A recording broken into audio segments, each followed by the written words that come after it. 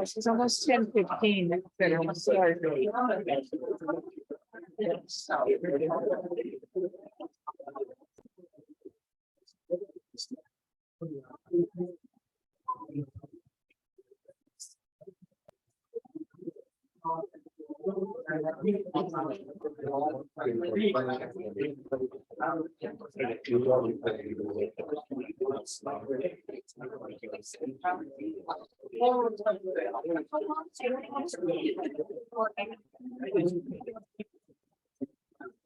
Definitely get started. Okay, yes, yeah, absolutely.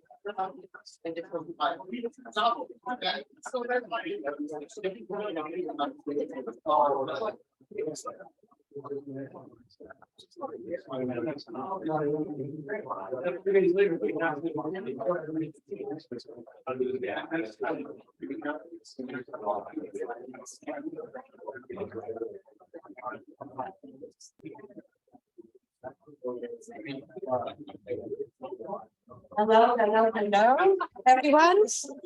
I guess we're starting. I'm glad you're enjoying your networking. This was a purposeful move. That's really good.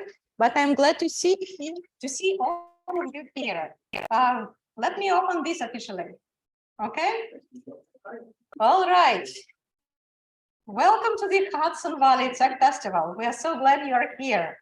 This is the 4th year we have held this Tech Festival in one way or another to celebrate a growing technology cluster and community self-awareness in the Hudson Valley of New York.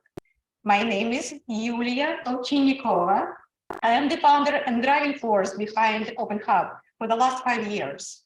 When I landed in the Hudson Valley 8 years ago, I felt lonely, not welcomed, overqualified, overwhelmed, and basically not part of the local community at all. I discovered the digital divide and the lack of tech skills here. Contrary to my initial impressions, I found that we have a thriving and very supportive tech community, sharing enthusiasm about technology and enjoying problem solving in a collaborative manner. I'm so proud to say I belong to the Hudson Valley technology community with shared values of open source principles, sharing is caring, and collaboration. Let me say a few words why we do what we do as Open Hub. Open Hub envisions a thriving technology-driven economy in the Hudson Valley. Our mission is bringing people together around technology to empower the Hudson Valley economy and community. And here we go. What do? We educate, train, and empower people to succeed with technology through classes and programs. We facilitate workforce development, career development, and professional development. We organize events like these and activities that provide real-life experience of collaboration and working in technology to all participants. And what we are striving for as a technology think tank, we see our role as bringing and highlighting opportunities, celebrating innovations, and facilitating problem solving for mutual economic benefits. Our strengths lie in the community building. We connect people together for meaningful and fun activities, impactful volunteering, and collaborative projects. We make the technology community powerful, visible, and thriving through coding clubs, meetups, and hackathons. We can utilize this synergistic crowdsourcing power to solve problems and challenges faced by our society, both locally and globally. We have access to the best local tech minds, and we are willing to make these positive changes to make the Hudson Valley a better place to live and work. We want to focus on the positive side of changes happening. Technology is just a tool to use. People have to learn how to learn and adapt fast to take advantage of it. These lifelong learning attitudes and problem-solving mindsets are becoming the competitive advantage for the Hudson Valley. Every success story counts toward building positive pressure toward tech, such as hackathons or computer science fairs. As they say, many small streams create a big river of positive change. Let's focus on building tech awareness, advocating for tech and innovation through collaboration across our community. We see every change as an opportunity to grow. This is my call to action to all of you. Let's focus on the many opportunities that technology can provide to our people and businesses. Open Hub is here to facilitate this. Of course, I want to highlight the Newburgh Free Library as the catalyst. Its role as a catalyst, they have their finger on the pulse of the problem as they deal with local people daily. They serve disadvantaged communities and underserved populations who believe they don't have access to public services or cannot afford Wi-Fi services or computers. The digital divide is real, and the library is here to bridge that divide with opportunities for training in relevant modern skills provided to the local unemployed or underemployed population.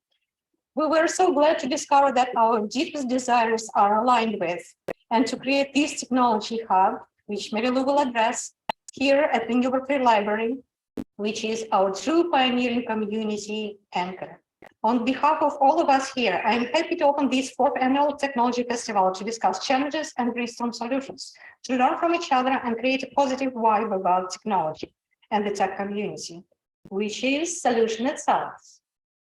I want to introduce my partners, John Sturman and Gerald Fowler, as well as Jennifer.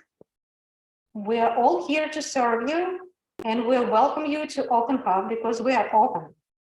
My partners are helping me here today, and as well as invisible crew behind the stage. Everyone who made this possible, thank you.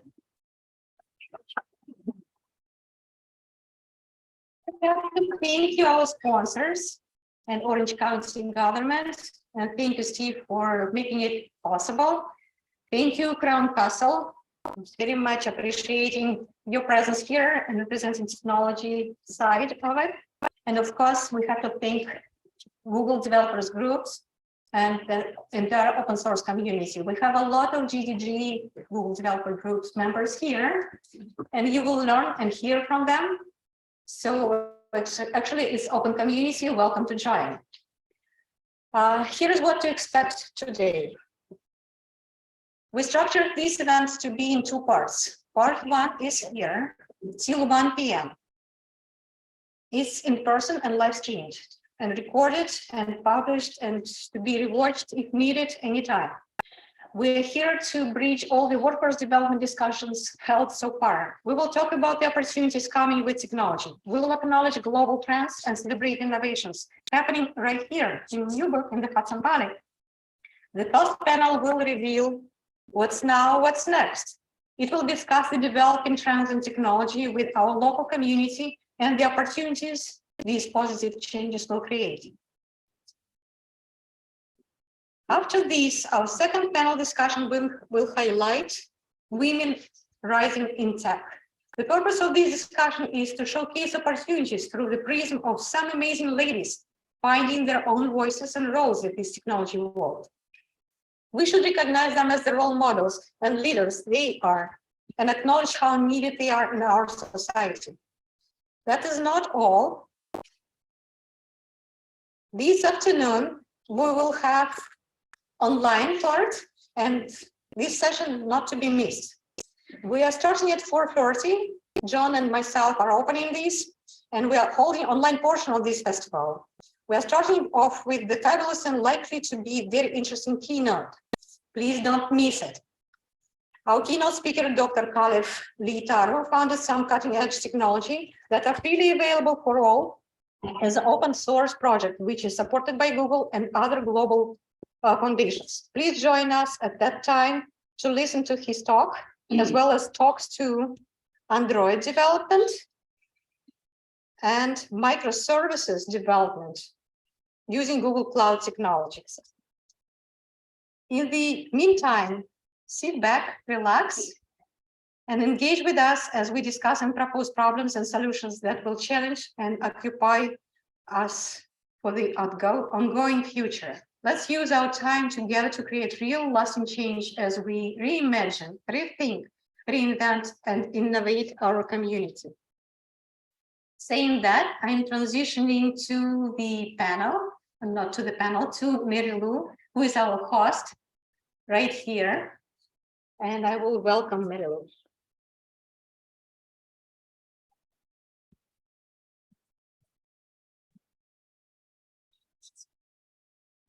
Good morning, everybody. It's really great to have you all here.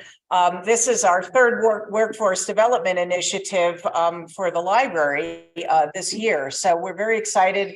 This is something that is near and dear to our heart because our goal is to serve the community. So I did want to take just a brief moment. Thank Julia and all the folks at Open Hub. This has been a really exciting partnership. Julia and her colleagues have been teaching technology courses for us for the last almost 5 years now. So we formed a nice relationship and we've been able to really turn out a lot of highly educated, technologically educated folks in our community. So that will continue, and I'll talk about that in just a moment. But I would be remiss if I didn't give an opportunity for folks in the audience to stand up and mention if they are with a particular business that has not been mentioned. I want to recognize Julie Shiroishi from Assemblyman Jacobson's office. Julie, welcome. Thank you. Jen Park from the Ramapo Catskill Library System. Thank you. Anyone else want to just step up and just stand up and say your name and the business you're with if you'd like to be recognized that you're here? If not, that's okay too. Okay, wow, shy. Need more coffee. All right, I'll start. There you go. Santa wants to say something. I'll start. Somebody has it. I'm Sean McGinnis from Arcos, ARCOF. We sell software service for municipal companies. Excellent. Thank you. Thank you. Thank you. I'm Ganesh Pavlov. I'm working for Amazon Web Services. I'm actually in state, local government and educational regulator. Even though I'm working for a hospital, I'm official police and hospital. Excellent. Excellent. So if you'd like people to know that you're here and you want to network, take this opportunity. I'm looking to see, I work in the security space, and internet security, looking to see if I can seed or get going a group in the local area. Excellent. Welcome. Thank you. I am Brian Ephraim. I currently work as a contractor for tech conferences. I'm looking for new clients. I'm an app engineer. I use React Native to build Android, iOS, and web apps. And I can also do backend and full design. And I'm really interested in the new emerging AI technology to system design. Excellent. Excellent. Excellent. Great. Thank you. I'm Brian Solomon. I'm a creative technical director, formerly a creative director for a company called Novel that did big immersive installations. And now I'm an Unreal developer and trying to kind of jumpstart my own thing. So I'm pretty encouraged all of you. Excellent. Excellent. Entrepreneurs. Excellent. Thank you. Anyone else like to introduce themselves? Or if you're looking for people or you'd like to announce your new venture? No, we'll have plenty of opportunity to talk. Go right ahead. Stand up tall and proud. My name is Samantha Torres. I'm a career specialist at SUNY for computer science students. So if anyone here is looking for interns or recent grads, I would love to chat with you. We're always looking for opportunities and technical for our students. Thank you. Fantastic. Great connection. Great connection. Don't ever forget our local universities. We have so many in the area and the students need that on-the-job experience. So take advantage of it and they learn something, you learn something, and that's the future. So wonderful. Thank you and welcome. Well, we're moving on to schools. I'm a computer science teacher at John Day High School. My kids just won congressional town. Woo! We're looking for internships. Got some really great coders. So if you got some space, I got some talent. Welcome. Thank you very much. I think that right along with Jocelyn, David Chakowski, also high school computer science teacher, representing the Computer Science Teachers Association across the Hudson Valley. Excellent. Building the future workforce. Good morning. Molly Ahern. I have my own business, Full Deck Design. I'm a graphic designer. So I'm on the creative side.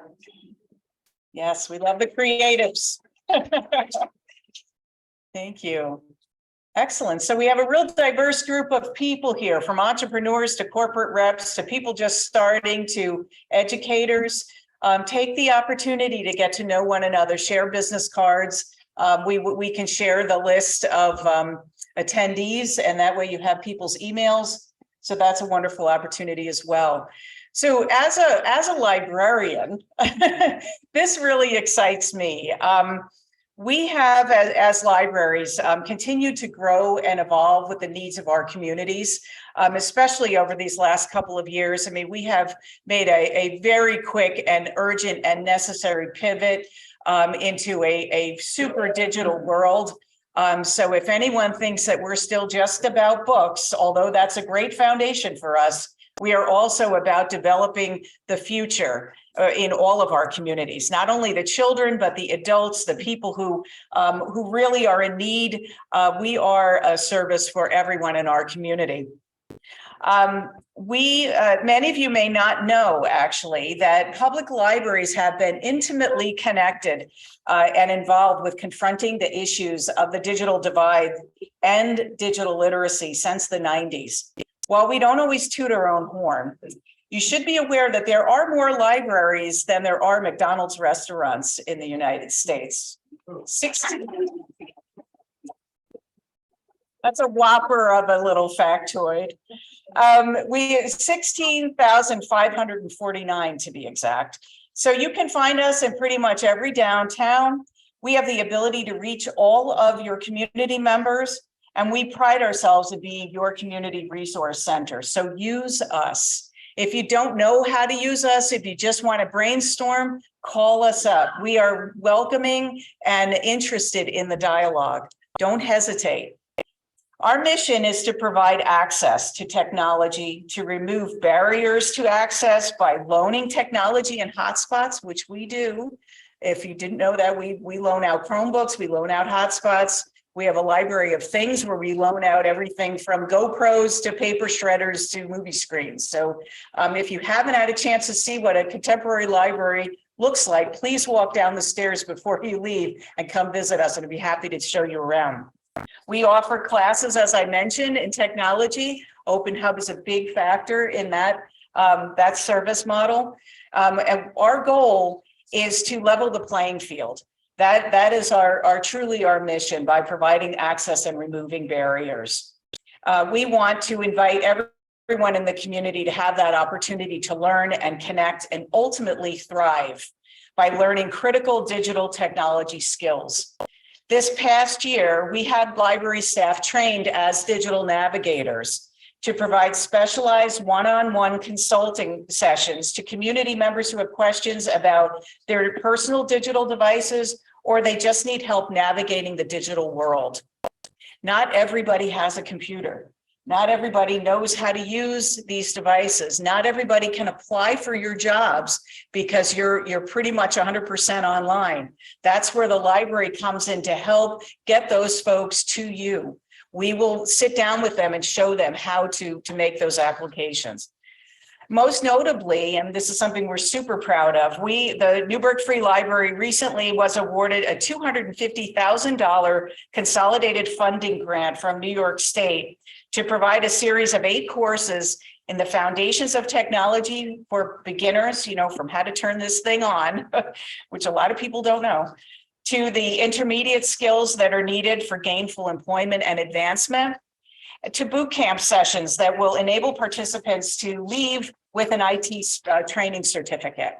So we don't want to just have people employed. We want them to thrive. That's an opportunity that is open to so many of us, but not all of us in our community. We want to bridge that gap. We want to expose our community to the opportunities that technology training provides to us all. Whether you are a stay-at-home parent, an adult with a felony in their background, believe me, that's a huge stumbling point for a lot of people for employment. Whether you're or underemployed, we and you're just seeking more fulfillment or financial security, the Newburgh Free Library will be a place where you can count on us to help you get to that next goal and to that next opportunity, to make that connection. There will be no barriers to growth, to opportunity, to networking. If you seek it out, we will help you. But we don't do this alone. We will accomplish this with the talents of our partners and collaborators, and you will meet many of them during our panel discussion today. So make this summit worth your while and make these connections, consider these possibilities. Think about who else needs to know about these opportunities in your circle and outside of your circle. Extend that outstretched hand and make that personal invite to change those lives. Because it begins now, it begins here. This is how we change things. So let's go. I'd like to introduce Gerald Powler with Open Hub, and he's going to provide some remarks and introduce us to our panelists for this morning. Thanks, Gerald. I'm stoked. That was a great presentation, Mary. Thank you. I'm going to go off of my script for a second. A couple of people in the audience said that they have interns or people. We are looking for Spanish-speaking teachers and teaching assistants for some of our courses. So if you have any people with those skills, I think the one person I spoke to said, yeah, when my mother calls me, I explain to her how to work my computer. So that's the type of person we're looking for. It's basically, it's the teaching the basics to the Spanish speaking population.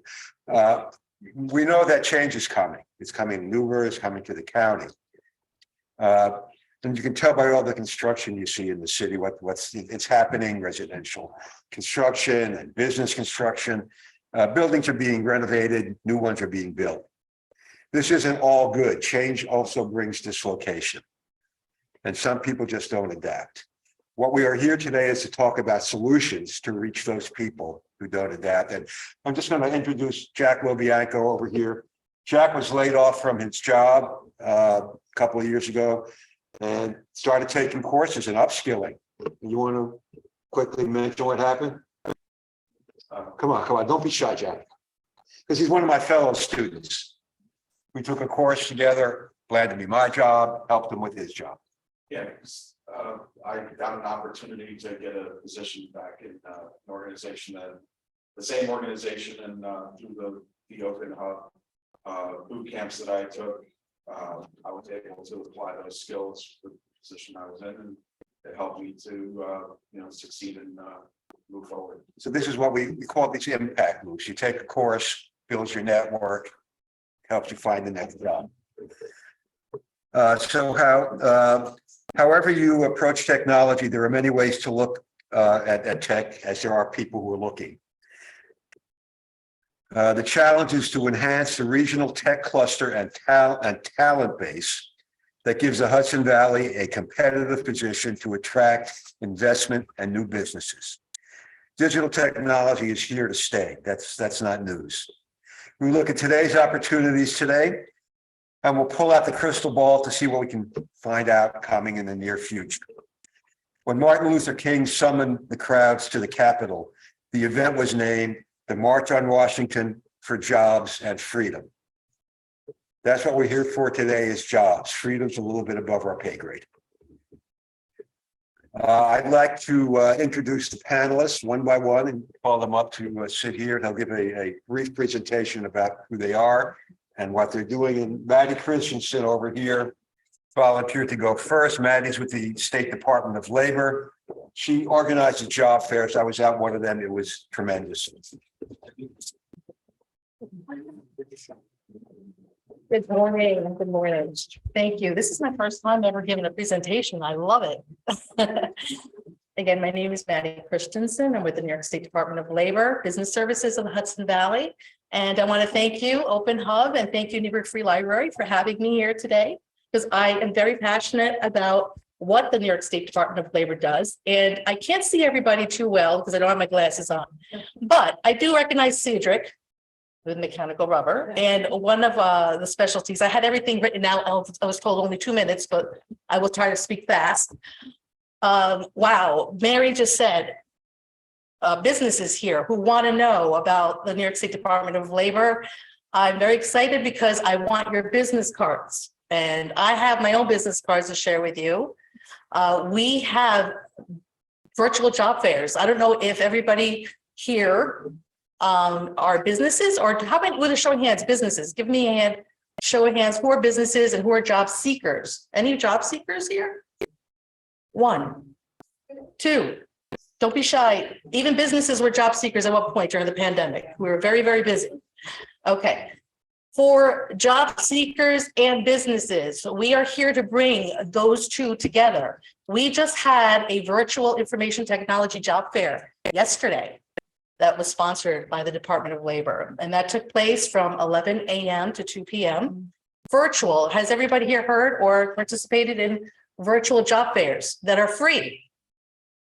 Cedric, Mary? Okay, so we all know that you can pay between $400 to $700 for virtual job fairs, right? But these are free, all right? There's information that we have. Since the Department of Labor is a large organization, there's the job seeker end of it, and then there is the employer side of it. And if I can't explain everything because I don't have too much time, but we have a lot of handouts that are available, and it explains the services for businesses. If you have these openings, a lot of the tech openings, universities, education, we speak to everybody. So if you need to hire interns, or you need to hire any job seeker, call me. I need your business card. I'm going to give you my business card. I have folders with me that I can give to you. There's tax incentives. Mary spoke upon the grant. It's a consolidated funding application grant that any business, whether you're profit or non-for-profit, you can apply for. Do you know that? If you didn't know that, now you know. You go and do your research. That's the top prize. It's the $250,000. There you go. So I don't care if you're a small and pop business. I don't care if you're a large business. Try. And if you have a grant writer, wonderful. Okay, you can become a grant writer. So in the information, this handout here is wonderful. One of our staff came up with it. It's information that is available for the public. They have a lot of links to help businesses know and job seekers know where you can look for work. We have all of our events listed on our website. And the next one we're having next year, in January, we see in the back, I have a lot of handouts back there. Currently, right now, I think our mayor is having a job fair next week on Saturday. So that's going to be December 17th from 3 to 6, I believe. Yeah, so that's the kind of information we post on our website. If you are a business that wants to hold a recruitment at our facility, at your facility, at a library, Mary, I don't think remembers, we did this years ago. We organized a job fair here at the Newburgh Free Library with about 30 businesses or so. It was wonderful. We just had a job fair organized at the SUNY Orange Community College, and that happened, and that was very helpful. There you go. And it went very well. But my 2 minutes, I think I went over my 2 minutes. There's a lot of information. So call me, give me your business card. And like I said, I'll find you too. So if you want, but thank you, everybody. Okay. Well, we'll hear more from her later. Stephen Gross, Orange County Economic Development.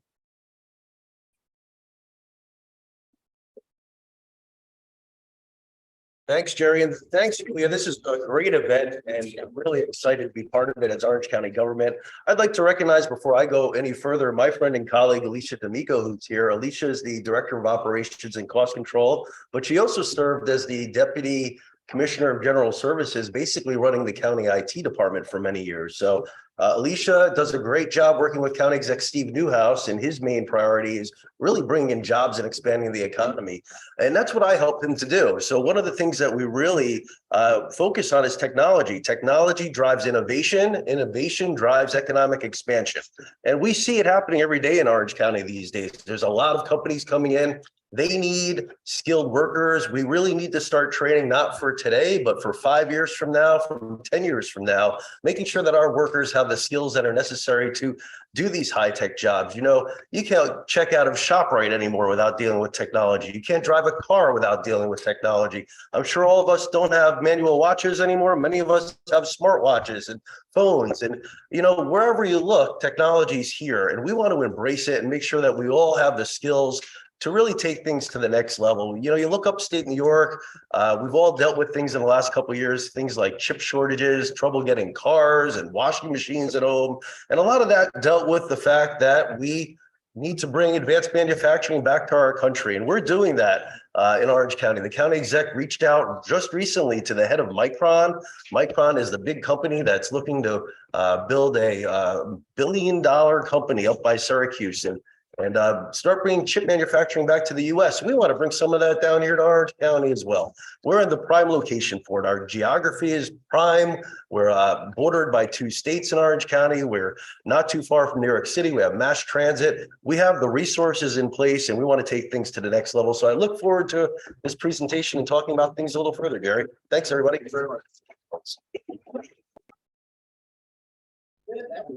And speaking of businesses, right on 2 minutes. He said he'd do it in 1:59. And speaking of tech businesses located in Orange County, we have Jim DeCito, works for Crown Castle. Crown Castle has something like 80,000 miles of fiber optic cable laid in the country. And if there's anybody who sees where technology is going to, it's the people who are putting the fiber in.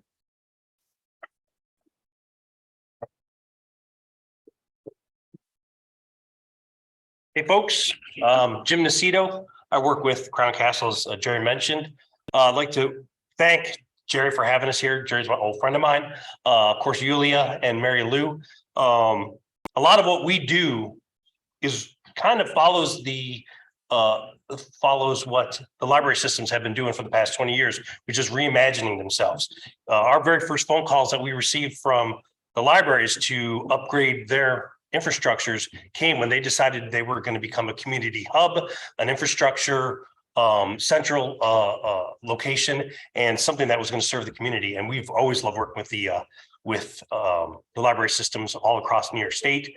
I want to introduce my two colleagues, Dinesh and Rich Bruno, right back there.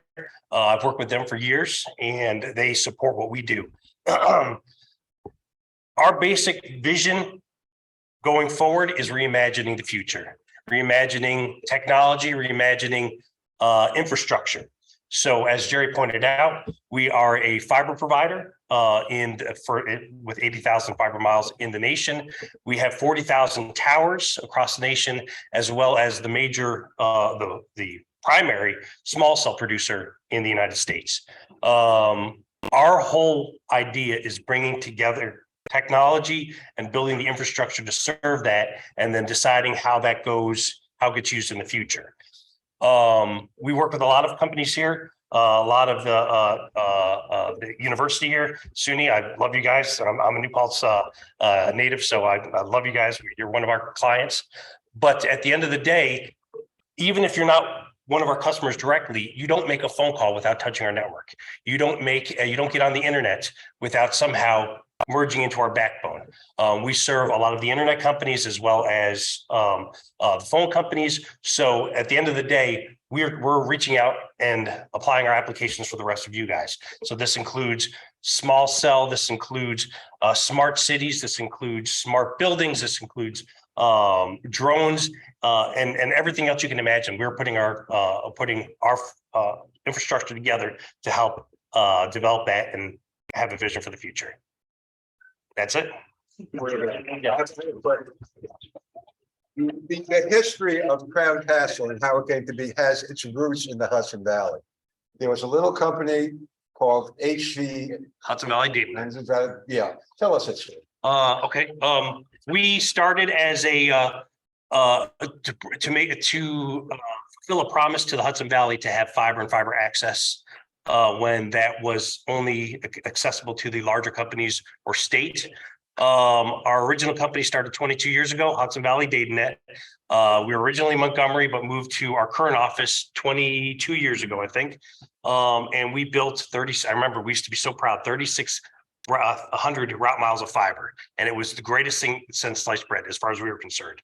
4 years later, we merged with a company called Light Tower, and we went from a Hudson Valley force to a New England force, and from there we grew to a national force with merging with Crown Castle.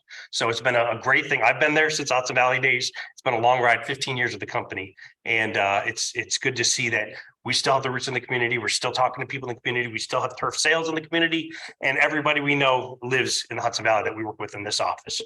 So this is actually the story of a small entrepreneur starting a business. Look what happens. Thank you, Jim. I wish I was the entrepreneur that started it.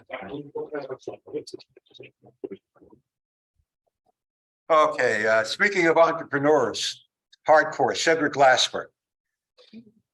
Where did this appear to, Cedric? Oh, there he comes. Cedric is with Mechanical Rubber, but he's also a member of the Workforce Investment Board. Can't hear me? Speak in the mic, okay. Okay, so Cedric is here representing the Workforce Investment Board. How much money do you distribute every year? A lot. A lot. They distribute a lot of money to develop workforce in the county. Cedric will tell us more. Economic developers will know exactly how much money we spend. A real lot. A real lot. So 2 minutes will go real fast. I have this much information. So I've been on the Workforce Investment Board for nearly 20 years, actually. And what we primarily focus on is disadvantaged youth, displaced workers. We annually have job fairs. You've seen them here in Newburgh. You've seen them at the Galleria in Middletown. That's the Workforce Investment Board that you see hosting that. And, you know, we do a lot of job placement. We do a lot of job training. If you ever heard of OJT or apprenticeships and so forth, that's the Workforce Investment Board. So when Steve brings in new businesses, they're talking to us to say, okay, what workers do we need? What job skills do they need? What training do we need? And so forth. So that's the small part of what I do in a volunteer position. I think we meet like every other month. I own a business called Mechanical Rubber that's been around since World War II. We are contract manufacturers for aerospace, defense, industrial, appliance, space, truck, vehicle applications, and our product goes around the world. We have 3 locations, Richmond, California, just south of Cleveland, Ohio, and here in the Hudson Valley in Warwick, New York. And just to tell you from my perspective as a business owner, which I've owned this company since 95, is that your technology experience, your technology abilities exceeds the boundaries, the geographical boundaries of the Hudson Valley. We do a lot of back office work here in the Hudson Valley for the other 2 locations. So what you're doing, you have to be innovative and flexible, innovative and flexible, innovative and flexible. Those 2 things are necessary for yesterday, today, and definitely for tomorrow. How much time do I have? I'm done. Okay, I'm gonna give you a quick story. Ohio has a lot of healthcare, as does New York is gaining in this area, healthcare. There's a lot of IT people. And what just happened recently, they're closing locations and they're downsizing IT. Why are they downsizing IT? Well, let's ask Twitter. Let's ask HP. Let's ask so on and so forth, which is going on right now. However, what's coming out of that is other opportunities. What I've discovered is a lot of these companies hoarded talent through COVID, and they come to find out critical mass, they did not need the people. What has happened, those people have fallen into better positions, not just locally, globally. There's been opportunities globally. So that's that, stay flexible, be innovative, because it's IT, as I see, you know, I don't get around a lot of IT people. You guys work in your own little cocoons, but you support business, manufacturing, you support healthcare. You don't have to be present, and don't think of yourself having to be physically located in Texas. Because of your career, you can actually work in Texas, live in the Hudson Valley, spend your money in the Hudson Valley, right? That's all I have. Okay. There's a piece of information on an article that I heard, which I was reading it, talking about how Twitter laid off and all the big companies are laying off workers, but they say that they expect 411 new jobs, according to the tech jobs, according to the Bureau of Labor Statistics, to come on between 2021 and 2031. Yeah, that's a lot of jobs. And I'm sure there are a lot of people who are being laid off from all these tech companies who have entrepreneurial objectives. Anyway, this is our panel, and I have some questions for them. You want to? I'll hand the mic to. Yeah, Mary Lou will hand the mic out to people. So anybody who has anything to say, speak up. First question: do you see the Hudson Valley as a good location for technical careers? The Hudson Valley has a prime location, and I'm going to speak to Orange County in particular, because my heart. But when you talk about the Hudson Valley, we've got a lot of dedicated professionals that are willing to learn and work. We've got the basis of the foundation. As we said, Jim created a fiber network here that started from basically nothing. And Orange County is really at the forefront of a lot of new things that you don't see coming down the pike. The cannabis industry has a lot of technical aspects behind it that you don't see, dealing with ventilation and climate control systems. Same thing is true with regard to Legoland. You think of that as an entertainment center, but a lot of that is technologically driven by the scene. A lot of those jobs are really based on the fact that they're computer driven specialties. And that's the same thing even when we talk about distribution in Orange County and warehousing. It is not necessarily all forklifts anymore. If you go into some of these bottom distribution centers like Bedline, your mind would be blown. They're computer operators. Everybody's operating a computer system, which is operating the system. We're poised for it because we have the location and geographic strength. We've got a lot of expansion as far as our population in Orange County, which is good for a fast growing county. And we're really in a good position to continue to attract technology and economic development related to those kind of programs. Anybody else have anything to say? Go ahead, Maddie. Real quick, right now, everybody really wants to know statistics, so I don't really love statistics, but if you do.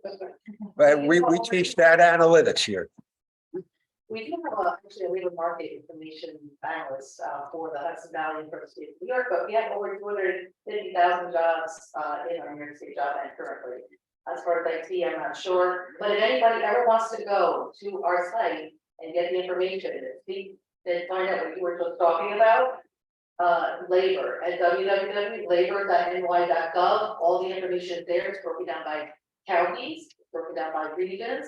Whether you're a business or whether you're a job seeker, you can educate yourself and you can find statistics out on our website.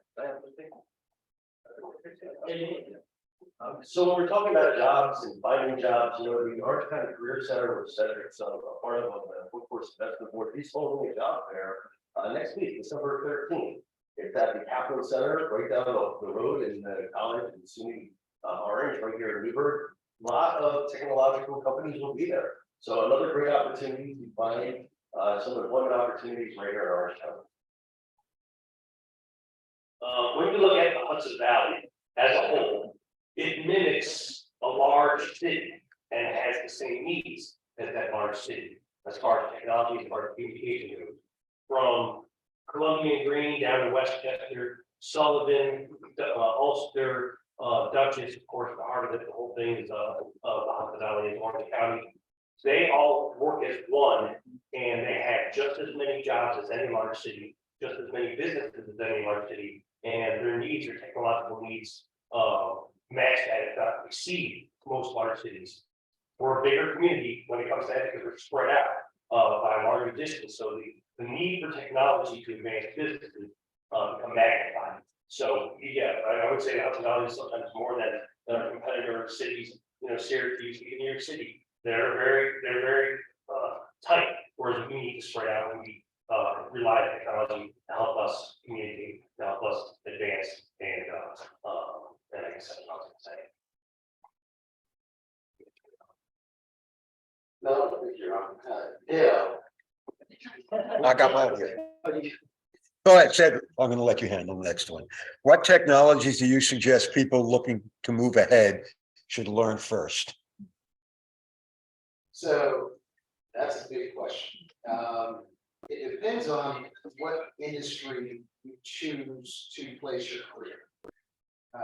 So I'm listening to a few entrepreneurs here, and there's so many roads you can specialize in. And again, I'll mention my business, when I took over, actually, I bought a full bank. They specialized in one thing, and to me, that's a slow death. So I have customers across many different industries. I'm talking to a friend the other day, she got laid off from healthcare IT. And it's like, how long have you been doing it? Oh, it's been, 17 years, something like that. That's okay, 17 years. Okay, why are you worried about not getting a job? Oh, because of blah, blah, blah. I'm like, well, you're getting recruited. You live in Ohio, you're getting recruited in New Jersey, you're getting recruited in New York, and just recently she got recruited in California, as well as Norway. Okay, probably Norway, different time zone. So that was, but flatly, because now I had to explain to her that she's an enterprise. She's an entrepreneur. She's a specialist in this particular field, but she's flexible. She's innovative in her ways, her education. She's gotten credentials, different certificates, and that has opened her up for other opportunities. So specifically, I can't say any particular industry or any particular practice, but I will say, and I can't think off the top of my head, and I'll say this. We're going to start developing an ERP system for the companies. That's just one thing that this company working with our partner is doing, because they just redid my website. I know they did websites, they did ERP, that's how they get them to where we talk to the company. And they redone my website, and I challenged them to do a certain penance, and I did it on my website, and said, we couldn't do it. I said, keep trying, we can do it. Stay innovative. Markets change, business change, companies change, demand changes. That's really what I think I can answer your question. Yeah, Maddie, can you talk to us about Coursera? I don't know, you're reading my mind, I was just gonna bring that up. Well, that's yeah. Coursera, with a show of hands, who here knows what Coursera is? Excellent, because if you don't know what it is, you can look it up. New York State Department of Labor has partnered with businesses that offer courses, anything from cybersecurity to data analytics, and everything. I'm just touching upon the ones that Jerry has told me that they're interested in doing with open up, but you can look up Coursera even by YouTube, and it's something that the state, county, feds, everyone together is trying to, how can I say, not innovate, but they're trying to partner up with these businesses to offer Coursera, so that way you get the job seekers that match those skills, the desire to hire, right? That's what we want. We want those businesses to get the right people, to want the right skills. Of course, there's an excellent. And if you're the Department of Labor client, you get it for free. You get it for free. You know what? Yes, for free, absolutely. And I know that Jerry and I talked. Open Hub, right? You're in the process of looking into that. Yep. Where you can offer those. People take our courses, would be able to get Coursera. Thanks. You know, one of the things I think that everybody needs to keep in mind when dealing with technology is the fact that soft skills are important as well. Knowing how to do an online application, knowing how to use technology platforms like LinkedIn for business expansion is very important these days.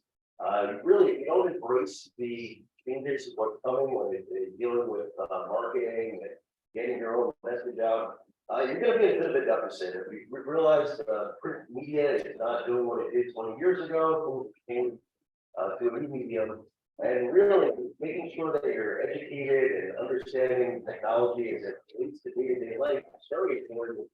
Just to ensure that you've got the basic skills. Again, as I think Mary said before about turning on a computer, that's very important. But also knowing how to just navigate the basics of anything online, which is really, to look for a job, most people aren't putting them on bulletin boards anymore, or putting ads in the newspaper the way they used to. You need to be able to use Career Builder or one of these online sites, Monster, right? These are all the new technology platforms that if you're not staying current with, you're going to be a bit of a step behind when it comes to staying current. And that's where libraries are doing an awful lot of trainings in these areas to help people, because it's very intimidating. If you don't know how to use a computer, but you want to explore the digital world, you've got to start at the beginning. So that to encourage people to contact their local libraries for all of the courses, from the digital technology skills to just all of the soft skills, as you mentioned, how to apply for a job, how to fill out an application, how to create a CV or a resume. That's what your libraries can help to support the efforts that these folks are doing. And our colleges are doing different things. CR has a great technology program in place. In fact, my 18-year-old's attending it right now and really enjoying it. They're teaching coding, they're teaching all sorts of real high-level technology skills. They're teaching specializations and certifications like A+ and things like that. So really use the resources. Orange County has a ton of resources available. The libraries, it's been mentioned several times, schools, workforce development board, and the county office of business assistance. I'm here to assist businesses in the county. If you have any concerns, issues with technology, I can help connect you to some people that might be able to help. So feel free to reach out at any time. I'll leave my contact information, and we're here to help. Thanks. Yeah, I'm coding phobic. Okay, I'm not the person who's going to sit at the keyboard all day and type parentheses and slash marks and misspell words. It's very high anxiety for me. Soft skills, as Steve mentioned, are very important. I do a lot of writing. Writing is very important.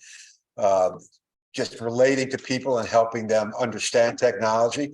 All these skills are very important and part of the mix. So with that, the next question is, what basic skills do you think people need just to get onto the playing field?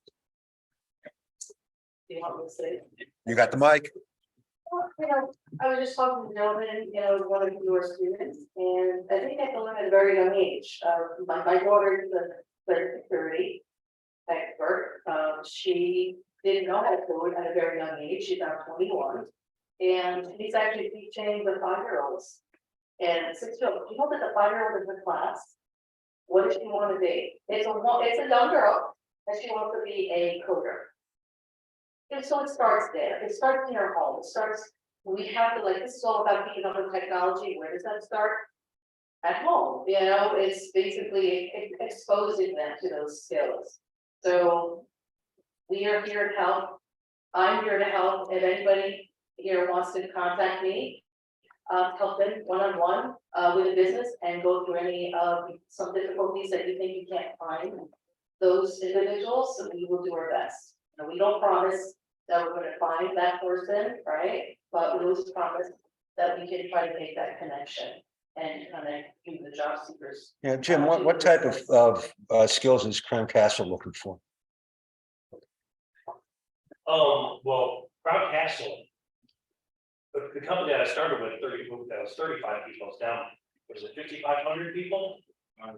So we have a diverse series of technological assets we want for people. Dinesh, he's in charge of all of our security at all of our buildings, all entry and all exits. That has different skill set Sanders and myself, who are more oratory, and have a base knowledge of what we do. At the end of the day, what we look for, I would say, comes down to being able to develop, being able to work with switches, with routers, being able to work outside, slice fibers, build towers. We pretty much hit every aspect of it. And it's a broader idea that tech, you don't have to always, it's great to know about tech, in the tech industry, but you can know about a lot of different things. We rely on every single field to make what we do work. Cedric, what type of skills that you're looking for at your business? I would say that most challenging is soft skills, honestly. That was my next question. We as individuals with that, individuals in our own head, on space, and then when it comes to communicating, we have a wall, and that's notorious for IT people, and they specialize. I can do this thing, but I can't tell you what I'm doing, and I can't transfer that information to a group. That's something that, especially Workforce Investment Board, because we've discussed this all the time. And it's probably written thousands of times in psychology and sociology books, but I see it even personally to sit here. 20 years ago, I never had this opportunity. Today, I have this opportunity. But it took 20 years to get this conference, my thoughts out to where you, the receiver, can understand what I'm trying to say. You, the receiver, can understand what I'm looking for when I interview or terminate or relocate people. It still comes down to people and being able to communicate. That is a big challenge, and I think that's something that's a transferable skill. And honestly, you start there, man. Then the other hard skills you can learn. You can get certifications, you can get education. But if you can't sell yourself as that entrepreneur or that enterprise or that employer, employee, leader, you're stuck in possible structure. I started my career in film and television at NYU Film School. And I spent 20 years teaching courses in video technology to to creative types in the film schools. I taught in 4 different colleges.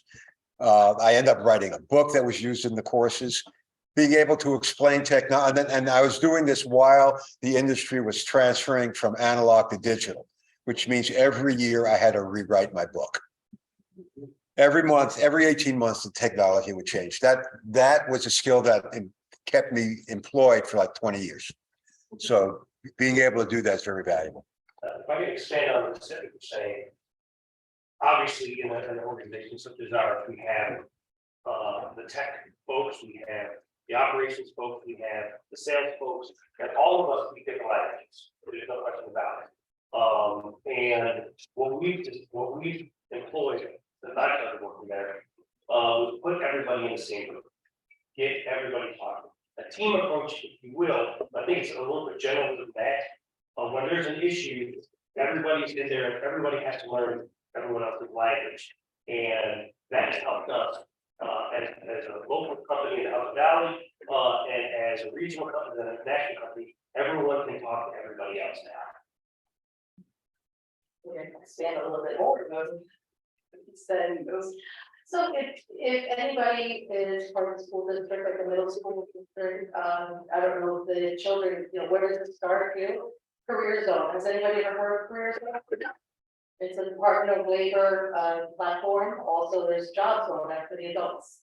So basically, what do you want to be when you grow up? So you want to go on there, and there's an assessment. There's a whole list of skills and a test that you take, basically, to find out what you would be good at. And then from there, the site brings you to the businesses. Where will you get a job, to that business? So if anybody's interested. What was that again, Career Zone? Yes, so it's careerzone.ny.gov, and it starts in middle school, so usually employment counselors know about it.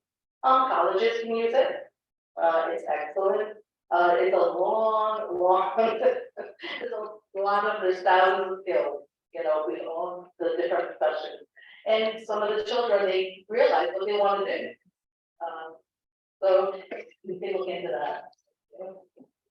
The other thing to keep in mind is a lot of entities out there, the importance and value of internships, providing young people that opportunity to really immerse themselves in the industry for the first time. I know my son did an internship and it was truly transformative. And him thinking about what his career was going to be in the future. So if you can have the opportunity to do an internship as a young person, I think it's a great experience. I think it's a great experience for the company to see all the talent that's coming down the line.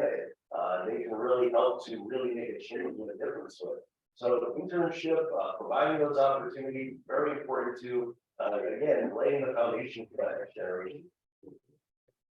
Yeah, and how do you identify a skill set or an attitude that will lead to somebody who's going to be an innovator?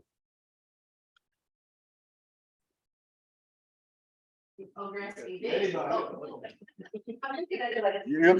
Well, you're holding the mic. Honestly, it's just that it has to be a one-on-one. We do have, does everybody know that we have the Department of Labor have employment counselors? Everybody aware of that? Okay, so employment counselors, they work with you one-on-one. Those are the experts that will find out what your skill sets are, whether you're, 18 years old and you don't really get children out of office. By adults, so we can do an employment and review that. Skill set. I think within the company, of course, we have our departments that will do the one-on-one and see who's the best fit for whatever department they're trying to live with. As an individual, I think sometimes we just come across people that it's just hard not to notice that they are, shining stars. That they have everything that we all want to have, and then you watch and see if they have the motivation and the wherewithal, the creativity, the ability to be flexible to move on and become, the next entrepreneurs. Cedric, you keep on talking about innovation. How do you identify an innovator when you see one? Innovators or are those type of people that you can't for some strange reason, I have to get way outside the box. And you'll see it immediately. They're disruptors. They do not make sense to us normal people. And they're constantly pushing the envelope and you're constantly trying to pull them back in. So I had a mentor way back then, who had a manufacturing company at the time, and he said, see that guy over there? No one reports to him, he only reports to me, my entire company. He's free to do whatever he wants. He's an engineer. And I said, what is that? He said, well, I added over engineering, I added over production, I added specialized quality, this and the other. And the company really took off, and I freed him up just to troubleshoot everything. And he could come and go when he wanted, and he could work with anybody and everybody, but his mind was constantly racing on how to solve problems. And that's what he did as an innovator in that particular company. So sometimes, from my perspective, you're trying to march to the orders to the beat of the drum, and this one little fleet is just pushing it. That might be a positive thing. It could be an obtuse person that needs to go, but innovators will always find their place. And from my perspective, you hope to use some of their talent. You hope to, but they pop out. They definitely pop out. But one of the stories that I keep repeating is when Henry Ford was asked, Henry Ford made the statement that if he had asked people what they wanted, he would have invented a faster horse. So you have to think outside the box. Henry Ford did not invent the automobile, he invented the assembly line. I don't know if that's an invention or an innovation. There's a difference between an inventor and an innovator. An innovator sees what's there and finds new ways of using it that are more efficient and more productive.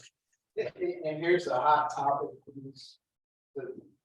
Yes, they're in the news just as much as the other guy. Tesla's not a new name, it's a person's name. AC, right? Okay, SpaceX.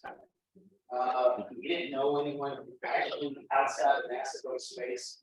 Actually, we didn't even know if you could send a rocket and then bring it back and land. I remember watching on video going, holy cow, what is this? I mean, that's innovation, but it's been there. The entire time it's been there. I'll tell you what's not innovation. EDI systems.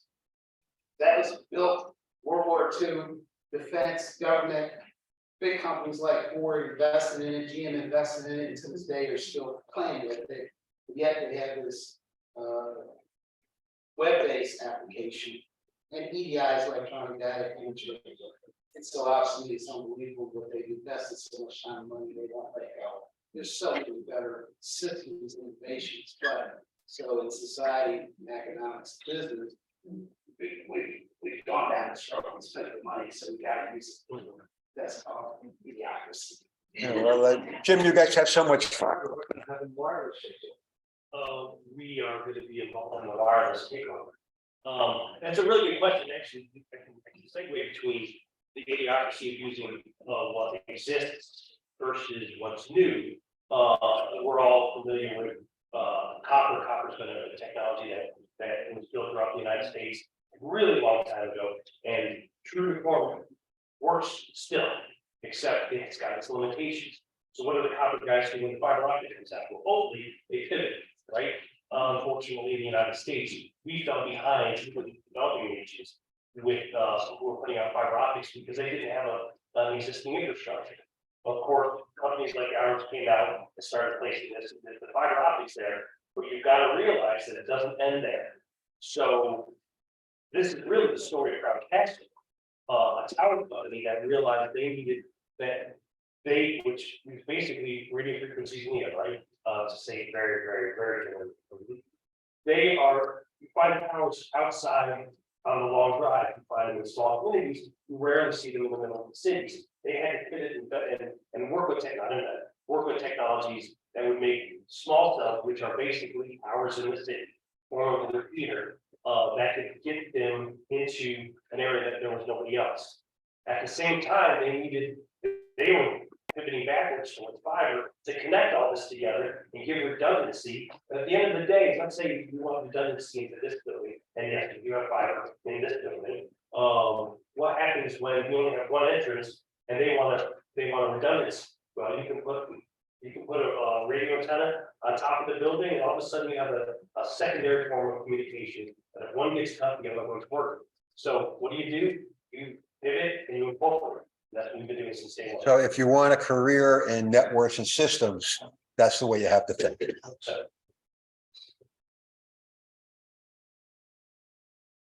I would just say innovation is really born out of necessity. I think we've seen a lot of things in the last couple of years as a result of COVID, pivot to remote work and using Teams and Zoom and applications that nobody really uses on a day-to-day basis. I think we've all become the virtual experts.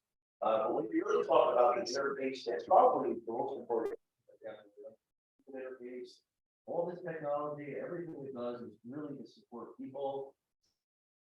System, it supports our economy, it supports the education system. We need technology so that for supporting human interaction. You don't want to forget about that because a lot of times I see people get on the keyboard or screen and they kind of forget how to talk and have a normal conversation. And those things are just really important to keep in mind. Communication, being able to just pick up the phone. You don't always have to send an email. You don't always have to text message somebody.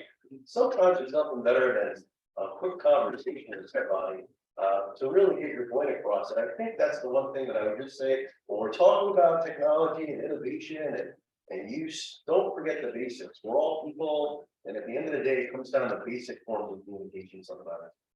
We have about 10 minutes left. Do we have any questions from the audience?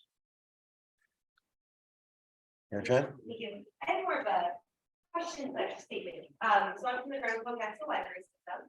And so we work to not only support the libraries in our student area, but also to educate a variety of people, including staff, directors, and trustees. And with technology, we've been very concerned about the issue of cybersecurity. And have been very heavily focused on this, so that I've actually contracted a consultant to provide a number of assessments surrounding cybersecurity. We need to shell out money, and who has to approve that money? But our board.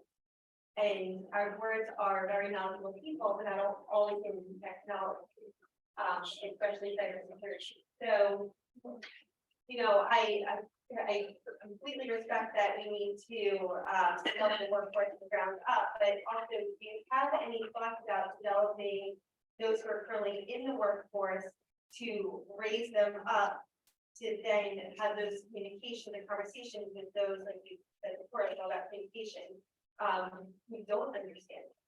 Like, where is that continuing education line there? Because we also have to hire them in our library as well. Yeah, no, again, and the question is back to you would be, where are we going to find those individuals, correct? Yeah. That's your question to me, or to any of us. Well, you know, where are those individuals? What I just wanted to let everybody know that we have a database of thousands of individuals, those that have a basic high school or less than high school, up to doctorate level experiences in our database. That's something that the New York State Department of Labor owns. It's a one-stop operating system. So if we can get those individuals to take a course, let's say through Coursera, right? Or through any other platform, that way they have those skills, and it's through college, but you want something free, correct? Right, so that would be the way I would approach that. There's a lot of background agreements that happen between the New York State Department of Labor, just for your information, that you can partner with, and if you have those ideas and you need to find those individuals and get the right agency to partner with, so it doesn't cost you anything. It's just with a lot of background. It would be something where you would have to contact me, so I could facilitate that and for you. So that's why it was very interesting when Mary Lou said there's a lot of individuals here, there's so many different backgrounds, a lot of different experiences. And I always encourage each one of you, please take my business card, call me, because I don't pretend to know everything, but there's a lot of people that I know, there's a lot of organizations I know, community and agencies. So we're always here to help. And that's what the Department of Labor is here for. You know, it's people first. It's not about egos, nothing like that. We put that aside. We're always here to help you. And just want to say, Coursera is online training, they're pre-recorded courses. At the library here and through Open Hub, we have courses that are actually taught by a person. The library will be in-person training. Open Hub does virtual training, but it's teacher directed. Having taken both teacher directed courses where there's a chance to ask questions and get answered, just a lot more effective than watching a pre-recorded video, which is one size fits all. I've done Coursera courses and I've done the LinkedIn technical courses. They're well created. You will get a good foundation and skills, but you won't be able to ask questions. And even if you're asking a stupid question, yeah, if you ask a stupid question and realize it's stupid, you've learned that. You know, that's so, yeah, they say there's those, I've heard a lot, as a teacher, I've heard a lot of stupid questions.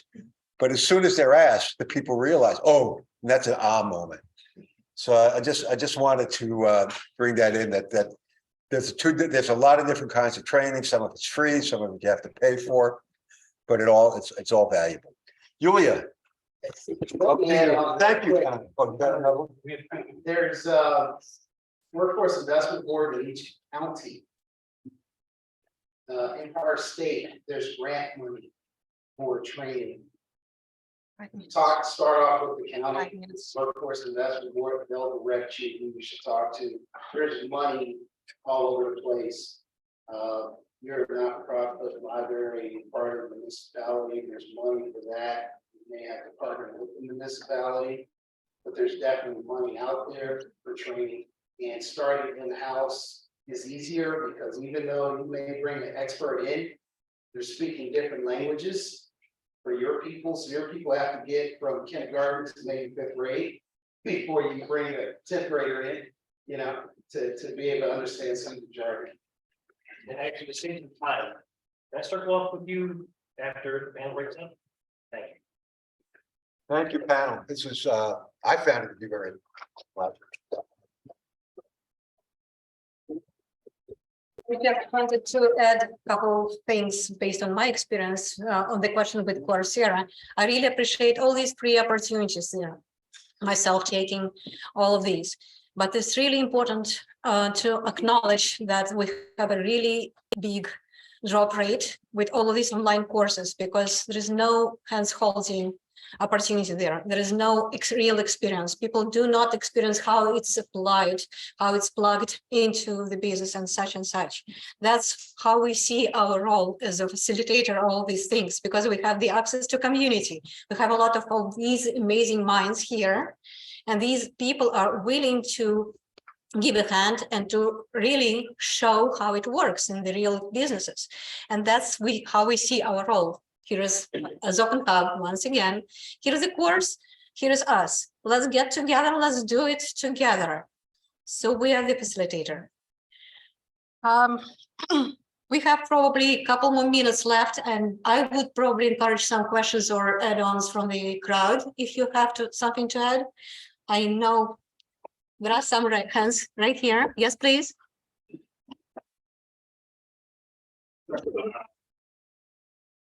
Yeah, quick two-parter, second the security thing, like I'm a consultant and know a lot of this stuff for government, and there's always very often like a standard security awareness training that you're put through to get the job or whatever, and you know, they range, it's wide range of how they are put together, but I'm sure there's like some free ones or common ones, and it's also kind of important, so it'd be nice to say like, well, this is like an approved test, right, for basic, kind of basic stuff, like, you know, don't pick up a USB drive and put it into the office and like that. Anyway, so I was wondering, yeah, maybe if the state or anything like that knows about these kinds of things, or because everything from security to just basic web apps, there's a lot of people that say they know what they're doing, and you don't really know if they know that. That was, I guess, yeah, that was half a question. There is so much to your question. Yeah, there's so much, yeah, to your question. I would love to sit here and tell you exactly what the state and what companies have agreed to and contracted to, because there's all behind the scenes contracts that are being made. Yeah. And they're all different facets, different, you know, different platforms.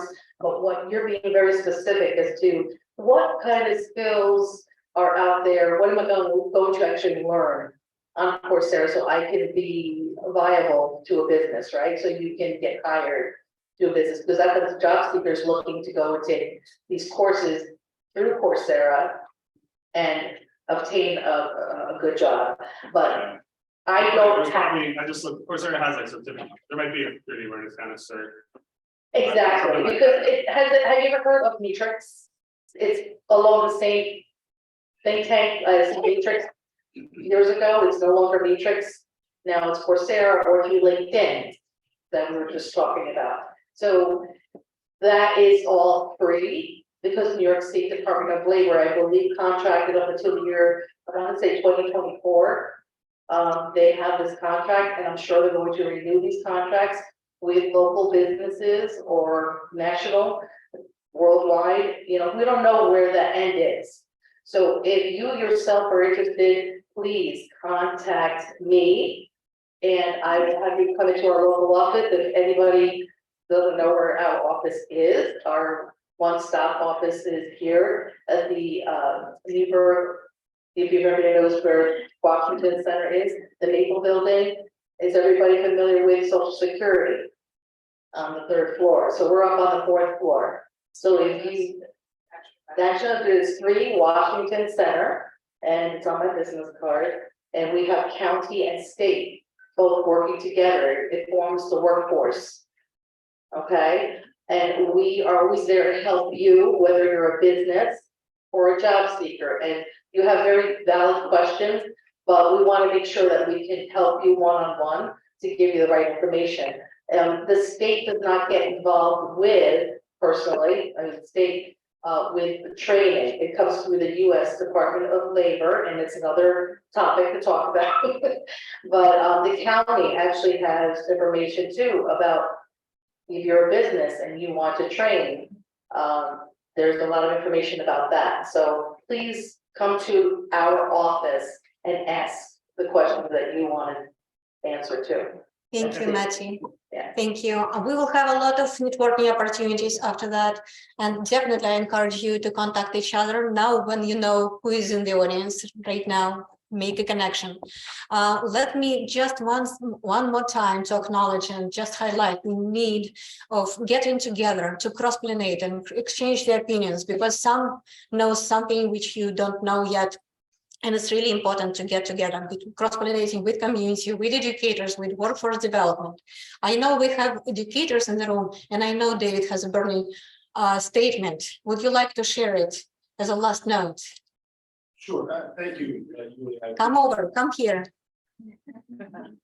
That's, I'll not speak to the, I am representing the Computer Science Teachers Association, which are high school teachers, and we've been talking a lot about free, awesome training opportunities. How can we strengthen the workforce that can fill those gaps? And I know of 12 years of free training opportunities, our public schools. And my plea to you as those of you in the industry looking to develop the workforce and have awesome candidates that care about the local regional area.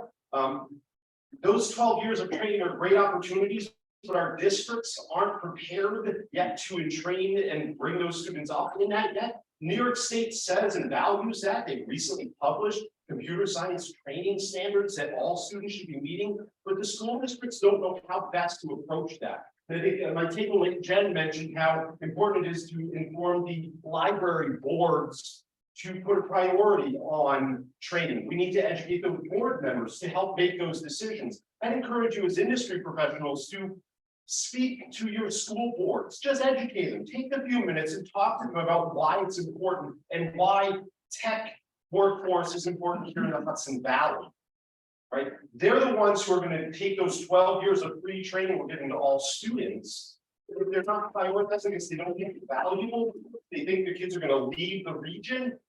We've got to get our school board to know that you all are here and have those amazing opportunities. So there's small little opportunities. Speak to the school board, talk to the teachers, get connected to your schools. You don't need to, I'm not asking you for money, I'm not asking you for much of your time, just reach out occasionally and say, this matters here in your region as well.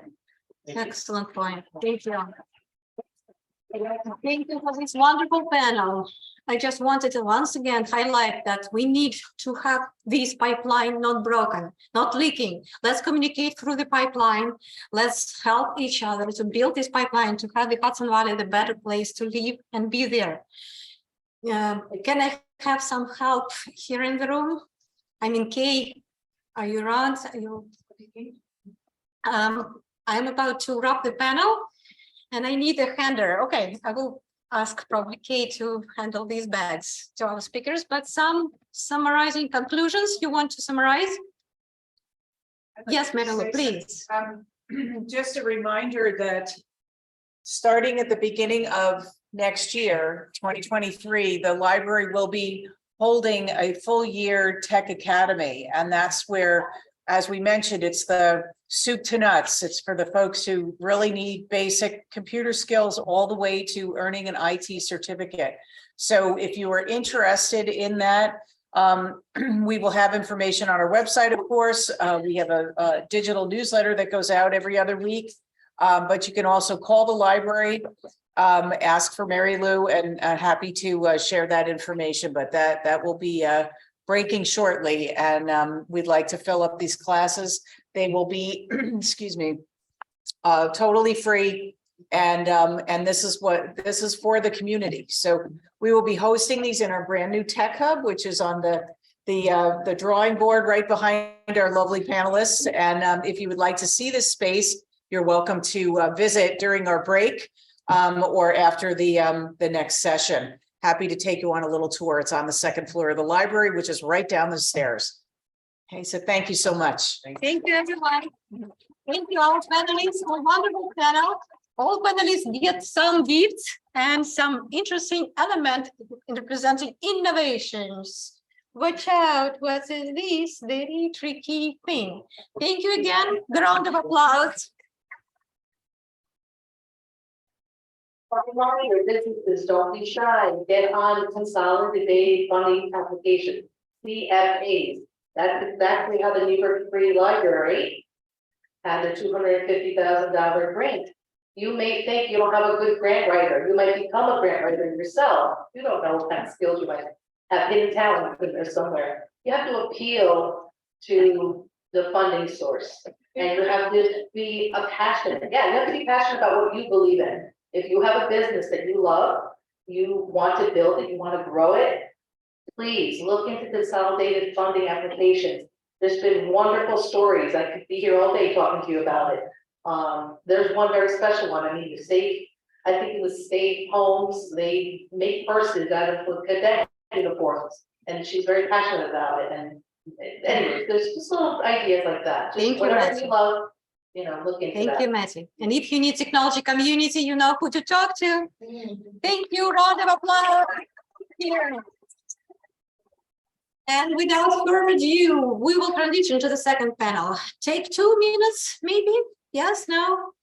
While I'm switching the gears and switching slides and getting my leader prepared, make sure to grab water.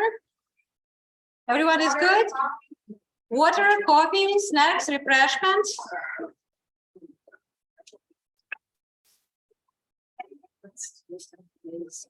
Yes. The second panel is coming. Women rising in tech.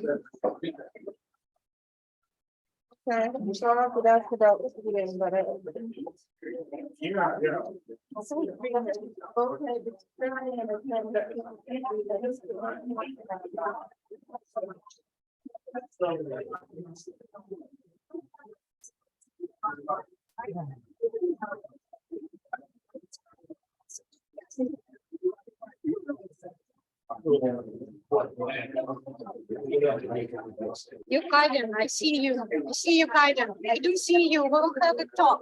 Okay. We will talk. Be patient. No, I am. Okay.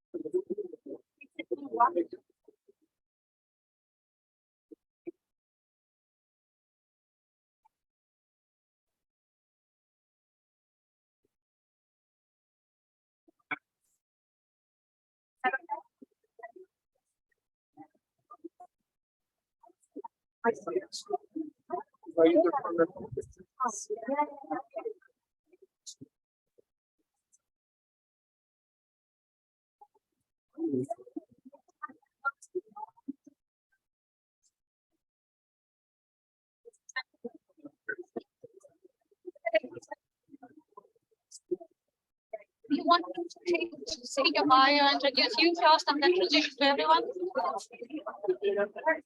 And one is here and another one here.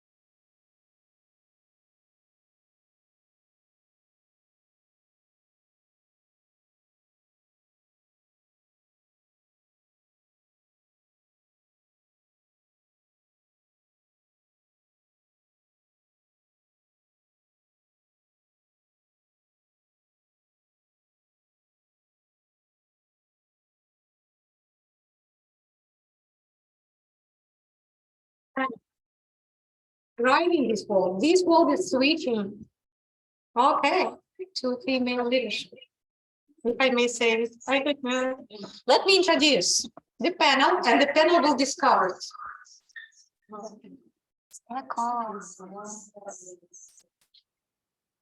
Without further ado, Juliana Rusakiewicz, and I hope I'm saying this name right. What? Okay. Okay. So, amazing woman I met 5 years ago.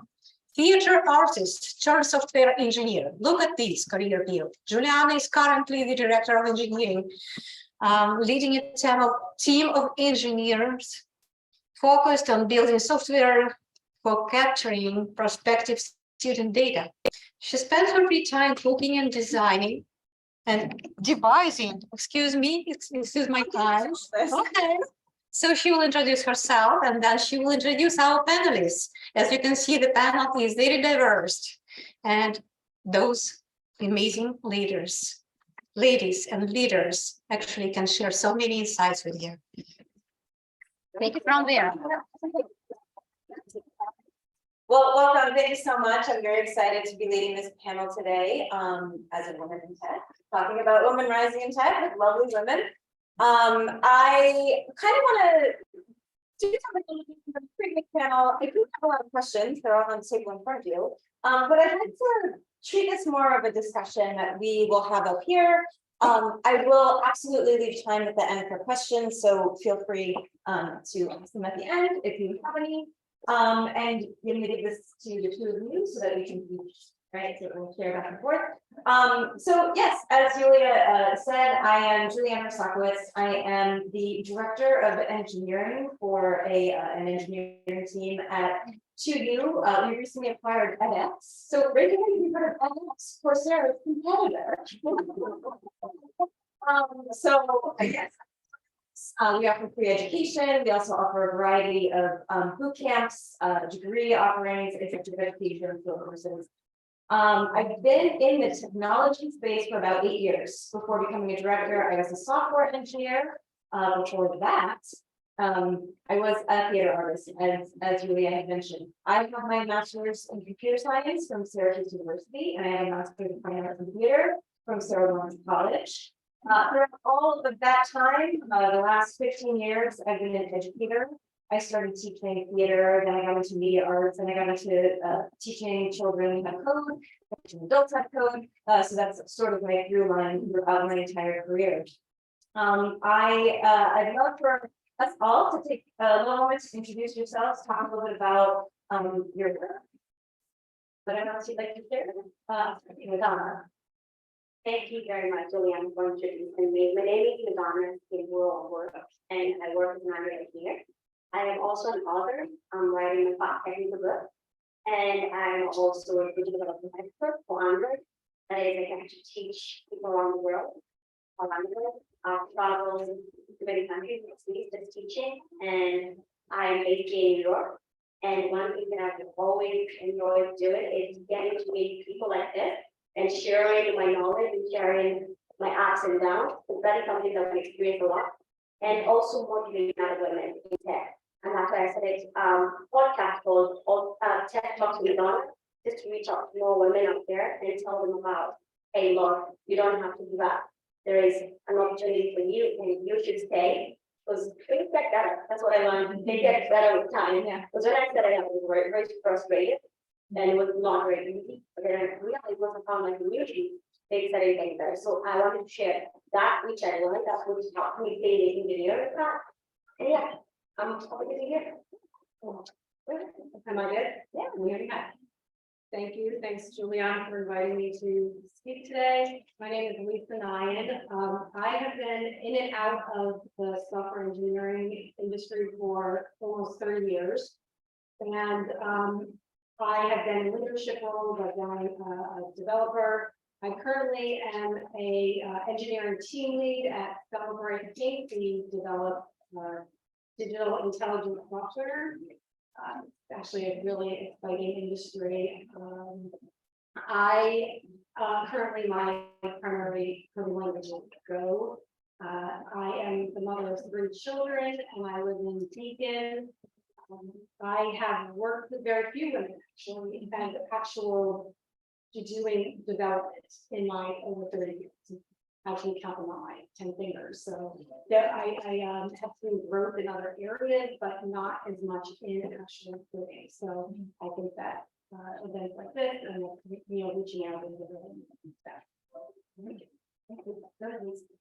Hi, everyone. My name is Liz Hubert. Thanks to all of you for being here as well and for this event. So I got my start actually as getting a degree in information systems, which I always joke was the School of Business and Computer Science School. I did. And I started my career as a back-end programmer, and in those days there were very few of those jobs for women. But I happened upon this really cool group that was an old school company that had a lot of diversity in the tech realm. But I learned that coding wasn't my superpower.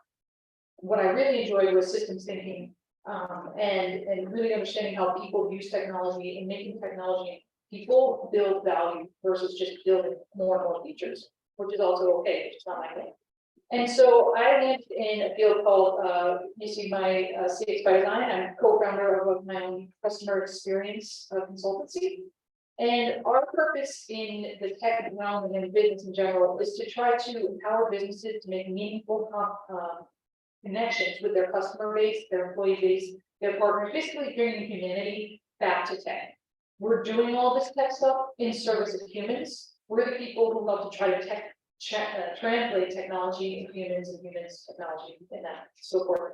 So I've been running CX by Design for about 4 years after a stint in user experience design, which is also in tech. And I'm just really excited to inspire people to think differently about IT, because I agree that obviously with having a background in coding and engineering, that is a huge part of what we do. But on the other end of the ones and zeros are people's minds and lives and emotions, and that's what I'm going to represent. Thanks, everyone. Liz, you said Liz. Yes. That Liz, you said something that this on? No, it's flashing. Or maybe it's that flashing. It's all the green now. Yes, technology. So you said something that resonates with me, which is knowing your strengths or like realizing your strong points. After how I got into becoming the director, while I was mentoring other junior engineers, I realized I liked that. I liked that communication. I liked helping other people sort of develop and grow, become better versions of themselves. I wanted to take a moment before we dive into questions. I think back about when I was in theater, and I grew up honestly, I think this might be a story other women can resonate with or maybe relate to. I grew up in the 80s and 90s. The first computer in my house was in my older brother's room. And so if I wanted to use a computer, I had to ask him. So what teenage boy is going to let her text in his room, right? So my entry point to computers was school. It was public education. And I grew up not thinking that I was a technical person, a computer person. I was a creative person. I was a dancer, I was a singer. Here I am in grad school for theater.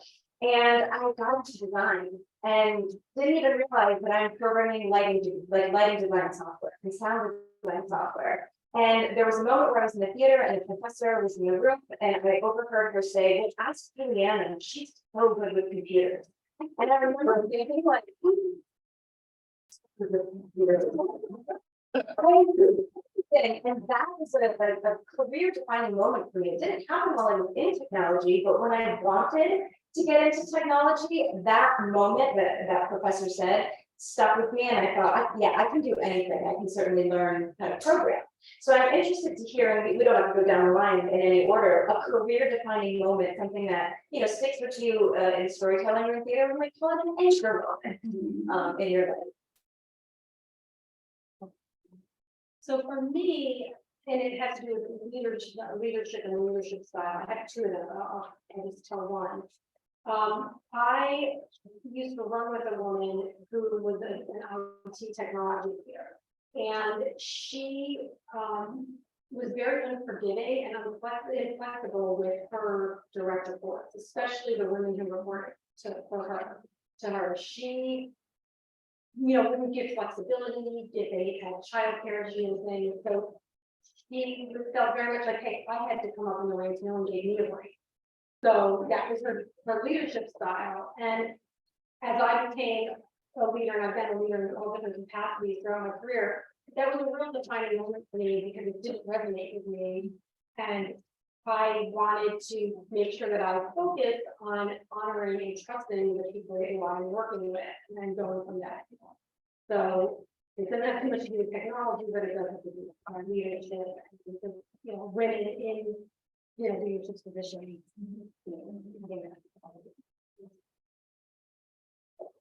I think for me, it stems back when I was in, I would call it primary school, because I didn't go to school in any state. I migrated here for education, but I went to school in Kenya.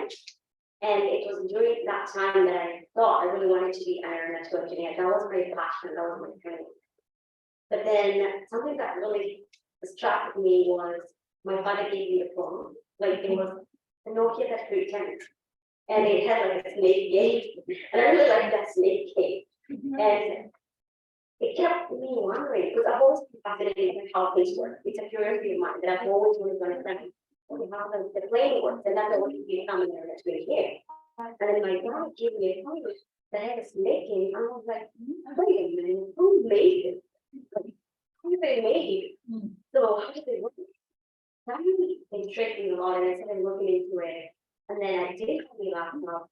I'm so I didn't have any laptop. So what I did is I looked into that phone.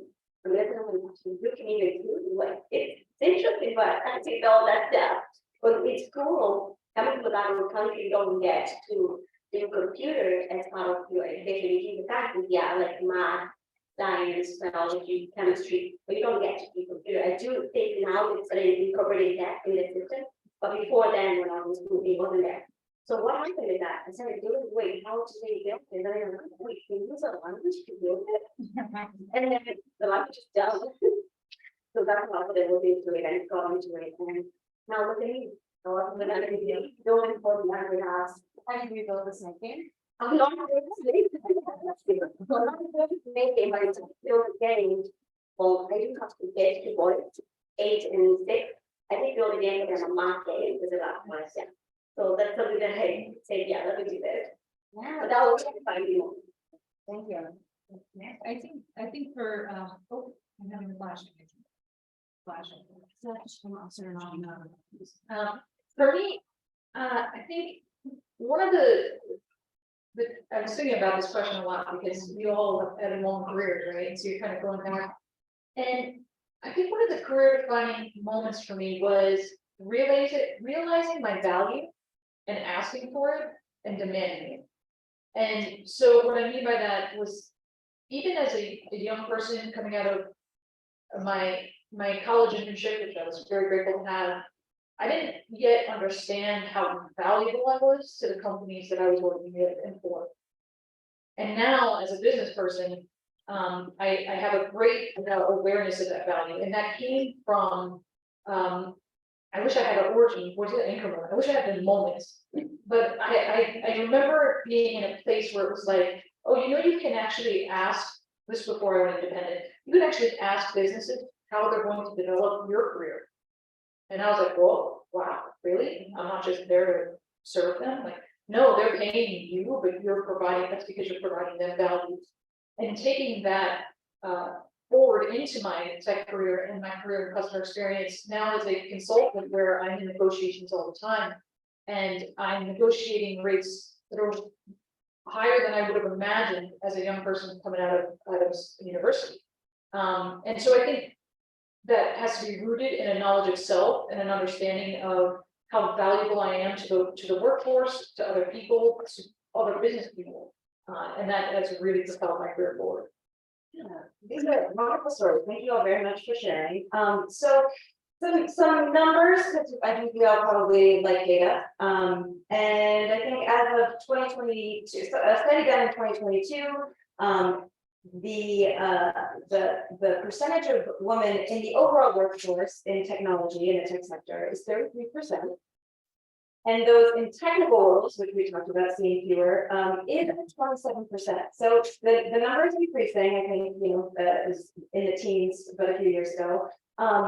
So I'm interested because we hear the phrase women in tech often. And, I think that means things, very, very different things to people. For some, that does mean women in tech means strictly technical, like your writing job.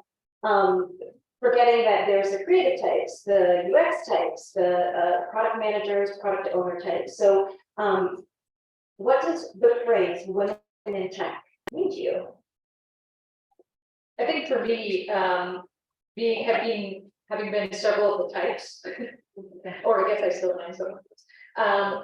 To me, this is a very simplistic definition, but it is, individuals who identify as women who are connected somehow to producing and supporting technologies of any kind. So that could be computer technology, that could be, I'm trying to think of the basic technology. I guess like a doorknob is a basic technology, but there was somebody who designed that, And so women in tech in this present age is women who kind of are working to support and or create the technical environment. Yeah. I think for me, I would say, when I think about women in tech, I think about how important it is to have women in tech. I learned about a story recently that many of the watches that we wear now were not designed for the women first. So you can imagine if, because there was no woman in the room to even make them think about, wait, maybe you need to design this being inclusive. So to me, when I think about women in tech, I think about that ability to think about other individuals, like being inclusive. So that's what it means to me. That's like the seatbelt story, right? Because we all know that like more women have technology in cars than because the seatbelt was designed for us. At least you have everything to add, you guys. But without you, there's a good point that there's value in that diversity. And another statistic is that it's estimated that companies with a high gender diversity outperform companies with a low gender diversity by up to 48%. So that raises the question, if we already are aware that more gender diversity in tech is beneficial, do we think that there's a concerted effort being made to get more women into tech, to attract women, to retain them? I would argue is maybe even, in my opinion, more important. I have some thoughts on this. I kind of think yes or no. It's sort of a gray area question. I think there's the conversation's happening. That's why this panel is existing, right? It's a hot topic and we're talking about it. I think when I taught coding in middle school, it was mostly boys. It was an elective, and so mostly young boys elected to take computer programming. But the company that I work for is in their job listings, they make it very clear that they're supporting parents, mothers, which I know probably has historically not been the case, but parental leave for both parents. I think they're doing a lot to try and retain women. Before, when we were in the office, there was a lactation room for working mothers. So I think they're trying, but I'd love to hear other thoughts. I think they're still kind of falling away. That is true, I'll say. And I feel like, to me, retention has been the biggest issue. And as you can see, due to the pandemic, right? There was a report already showing that many women dropped out of the workforce. That was the biggest hit, like women are the most affected.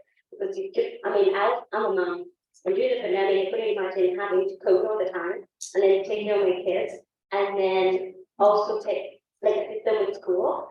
I did not quit my job for sure, but because my husband was helping me. But I can imagine everybody else that was going through a hard time. Oh, it must have felt. And also something else that I also attribute to my own story is that I remember back in 2018 I was doing a scholarship, and we had so many women join to do Android, but most of them actually dropped and decided to pursue other paths. So there is an issue with retention, and I keep thinking from time to time, what can be done? What should companies do to retain more women? And that's why I decided to start my podcast. Take a minority and capture the women out there, because I saw it from somebody like Leslie Victor or Demian. I thought somebody that's out there that says women and they're like, they stay, they stay too. But that's what it's made me think. Oh no, so many times I thought women like doing something different. Because I've seen friends do that. My friends are that you're like, oh, maybe I need to go into something different that doesn't involve. And mostly I'm talking about the coding part. Coding is modern, especially having to code every day, but to solve those top problems, it's not easy. And I don't have the data, but I would like to see the data of the women that stay, especially in the coding area for like longer periods. It definitely has dropped, and we would definitely want to see that continue to stay. So as I said, it's a gray area topic, so. So what I have seen is that I have seen a lot of growth, and my company in particular is very good at hiring women in leadership roles. And I definitely, technology-wise, we keep more women in like testing and product management and marketing, not as much in development. So like I have seen it increase, but not as much as in other areas. And I would say though that it has been a really great field as far as flexibility goes and being able to work at home. I've actually worked at home for 20 years. So yeah, I'm kind of like it's very unusual back in the day, but it is incredibly flexible. It's a great way to have a family and be able to. I think most companies are pretty respectful of your time, and so it's I've never had issue. Like I gave the example of my friend, but where company didn't allow me to have flexibility to run out if there was an appointment for a child. There's some things I was at night. So it's been, to me, it's been a really great thing, and I think that letting people know that too is a way that perhaps people can stay. Can I add something? Yes, I would. Yeah, I need to add something. And you give a good example of your great, training people in time, and I'm to attribute the most success that women bring is when they have a strong supporting manager or somebody that's holding their hand at once. Because if you don't have that support system, it's going to be very hard. Yeah. So kudos to all the good managers out there.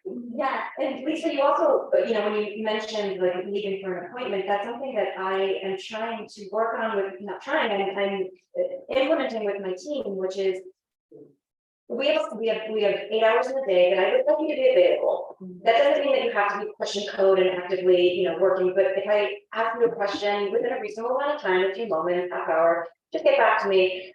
But if you have a doctor's appointment or your child has a doctor's appointment, go. The number of times I see pull requests being made at 8 p.m., 9 p.m., 1 p.m., 1 a.m., 2 a.m. by some people, but I want to create that space for parents, women too, to be able to go out and take care of pickup. I have a lead engineer who picks up her daughter every day from school from 2:45 to 3:15. Great. I know you're at that time, but that's important to you, that's important to your daughter. So yeah, I think you had that. Oh, yeah, just echoing what a lot of what has been said, and especially what we're just touching on with the idea of making, whether you are a woman in tech, whether you are a coder or a business person or some other QA person, when you make, I love what you said, when you make space for inclusivity, that space grows and you bring inclusivity into your world. And so to the point, like, if you're a leader who says, I'm going to make this space, your company is going to make this space, and that provides an example to the next female, male, non-binary member.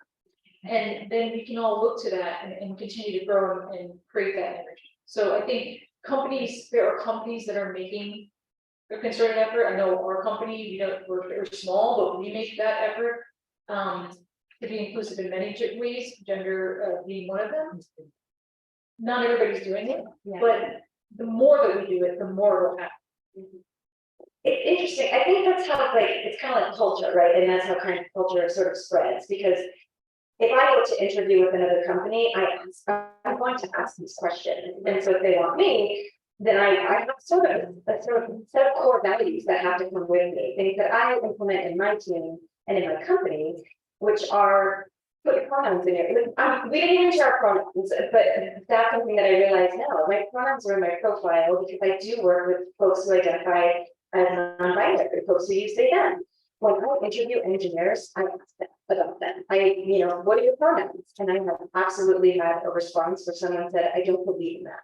I don't believe in pronouns. Well, then I don't see interviewing. You're not going to fit in my core values, which is that inclusivity. Right, I'm glad you brought that up, because it's something to go back to that pivotal moment in my career where it's like, I can demand my value. And value could mean money or compensation, but it can also mean my values. And that's easy to say now, later in my career, or as somebody who's been successful, I don't take that for granted. But there is an element there of who do I want to be and what businesses do I want to bring my skill set to. Which, going back to what you said, Lisa, when you shared before, there's still an attitude of, well, no one helped me, so I'm not helping anyone else, I have that opposite feeling of, well, I had to fight so hard to get my voice heard. I don't want anyone else to have to fight. Like, I want to already create that space so that everybody's heard. Yeah. Absolutely. For me, if I can create a more empathetic environment, then I've been a successful manager. So I would love to hear a story that I wanted to share, but I realized I was just talking. I want to ask what changes to the tech industry you have noticed since you've been in the tech industry. And Lisa, I'd love to start with you. I think you're the most tenured of us. So feel free to share all the changes.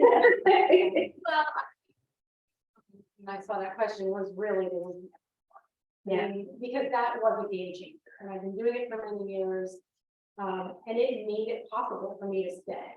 So as I've been doing this for so many years, the ways that I've been working remotely have greatly improved. Just it's so easy now. I'm so in touch. I feel like I know everybody I work with. We're in constant contact.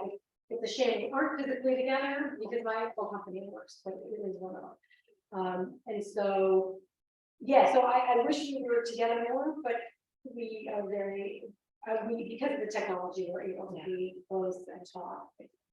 So the technology itself has changed. It's been, but that doesn't mean you have to never stop learning. That's the biggest thing. You cannot stop learning. And so, but it's really honestly the remote working for me has done, but it's really changed.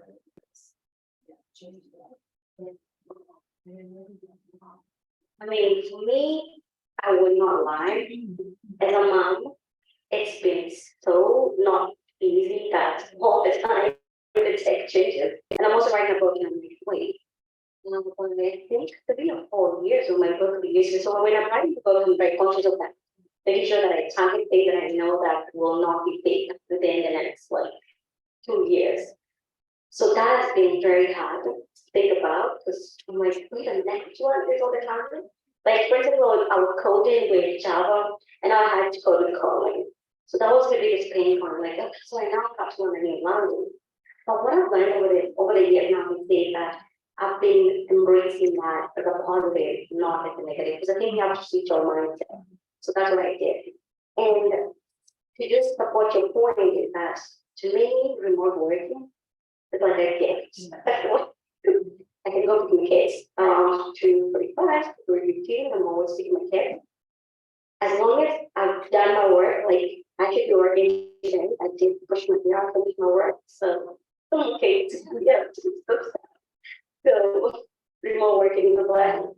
I don't think that people that are not agreeing that they don't like remote, but I'm like, wait, as parents, let's keep it going. I think you don't like it for yourself. I have plenty of colleagues that want to be in an office, and I think that's fine. I think that, but agreed, like the recognition that just because I'm home, I'm working just as hard. Honestly, sometimes you're gonna get more work out because I'm a talker, and I'm gonna be honest. I'm in the kitchen, chatting it up. Go ahead.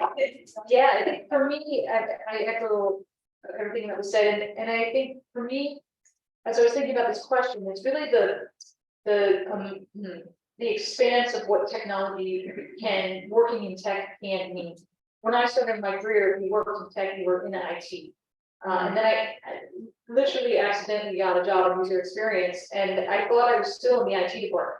Because I knew I was a tech person, but I was somehow in this new department they call design, and I was like, oh, they do design in tech. And then now it's like we think of, it was just different. It wasn't that people were ignoring it, it just wasn't prevalent. And I think the more prevalent that different parts of technology, who it affects, even in my particular field of customers, customers could be the person buying it, but what about the people making the stuff that your website is selling? They are also humans that are affected by what you're doing. And so because our mindset grows and expands, that's been the biggest change I see in tech, and it's impacted my career because in a similar vein, I have to keep learning and growing. I have to keep learning and growing in psychological ways, in cultural ways, in diverse ways, and all these different aspects. I have to, if I'm going to be truly, really a customer advocate or a human advocate, I have to continually be aware of humans and understand them and all their different beautiful methods and manners. Yeah, agreed. For me, the biggest change that I enjoy watching is the conversation shifting from getting more women in tech to getting more women in leadership in tech.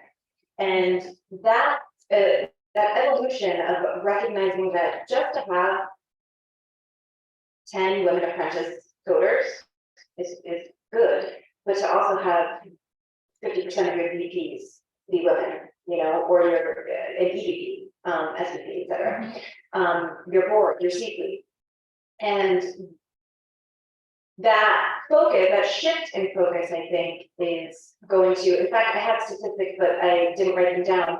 There's even fewer women in leadership roles. There's even fewer women in CEO roles in the tech space. But I think that number is growing, and I'm excited to see as leadership becomes even more diverse, business will increase, there'll be more opportunities in general. So that for me is the biggest. I think that's actually the most critical aspect of what we're all facing. Yeah. And I think about it, even just my own example, I'm a small company too. It's taken me a long time to change my title from user experience designer or work strategist to founding partner, CEO, like even just to identify as a woman, as a C-suite leader. And oh, you're not really a CEO, you're just a small company. No, you're CEO, and I think that lack of examples, there's always a story quote, and I don't say it, but like if you can see it, you can be it, right? And we don't see it as often as our counterparts. But the more we do see it, I think that top down, it's just very critical. Very critical. Yeah. I would like to jump. I realize that we're running out of time, low-ish, but I'd love to ask, what is something that women can do to help other women either in technology, get into technology, in fact, in general? How can women help other women? I'm happy to share a story about my team, a teammate of mine. We were having a talk about salary transparency, and she presented this to our C-suite, and they were very harsh. They had a very harsh response, but that doesn't help anybody. And so big grassroots took the matter into her own hands and made it an anonymous Google sheet. And we sent it out to everyone in the company and said, what's your salary? What's your role? What's your years of experience? And all of a sudden there was an Excel sheet with everyone's salary and the number of just women that realized they were being underpaid, some $30,000 to $40,000 with more experience. I was like, that is how we help each other. That is how we lift each other up, because you have, some of these women were mothers who were like, in the blink of an eye, just like people sharing their salary, finally was paid what I was worth. So that's how I think we can help each other is, helping each other get paid, helping each other get what they're worth, know your value. And paying each other, and that too, yeah. Right, I'd say that as an add-on as well, because it's like we are a small enough company where most of the people that we hire are contractors or W-9 workers. But we're very conscious that they are either BIPOC or women. And that's not because I love all of the men. I love you all. I think it's hugely important that you're part of everything. But it's because we've been in this situation where we're underrepresented. And so it's over, what is it called? If you overcalculate or something in order to bring it back to even. And that, I think that's part of it. I think for me that goes to say like what I've been doing too, like hosting my podcast. It's meant to elevate the woman's voice, to make sure that somebody can hear that story. It can help the other person. Like you said, somebody made a change in a different way. So that's what I always think about it. Like we all have a role to play in different ways. Even our island, like color the men on island. So even our island, we have like something to a role to play where you see somebody being not given the right there. We get to speak our voice too. And that's why my podcast too, as I said, it's for women and allies in tech. Let's support each other. Let's motivate more to stay in tech and build a community. You are embodying what you shared about, but you can see it, you can be it, right? Especially as a woman of color too, to have a voice, just being there, simply being is sharing. And I said this to, the organizers back when we were putting this event together, is that just simply having 4 women on stage, we've made this statement.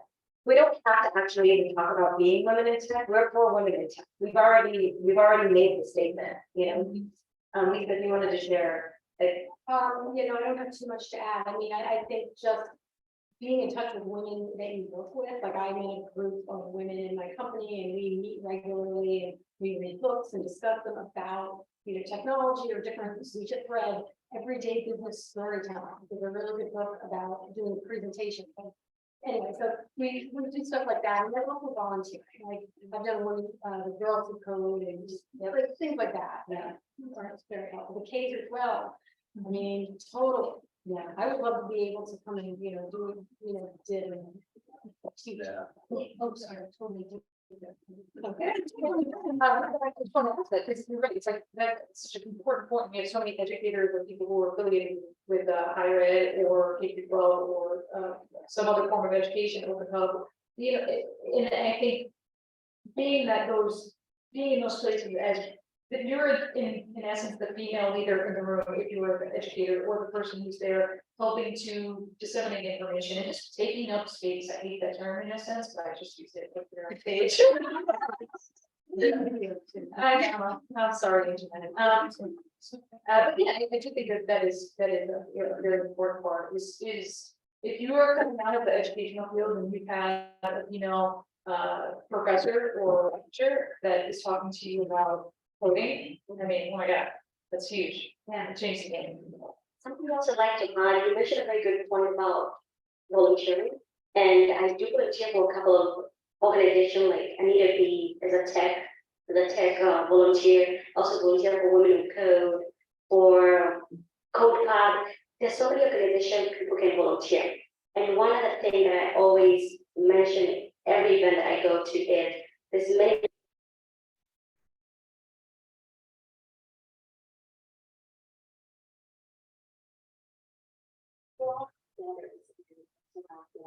Sisters, like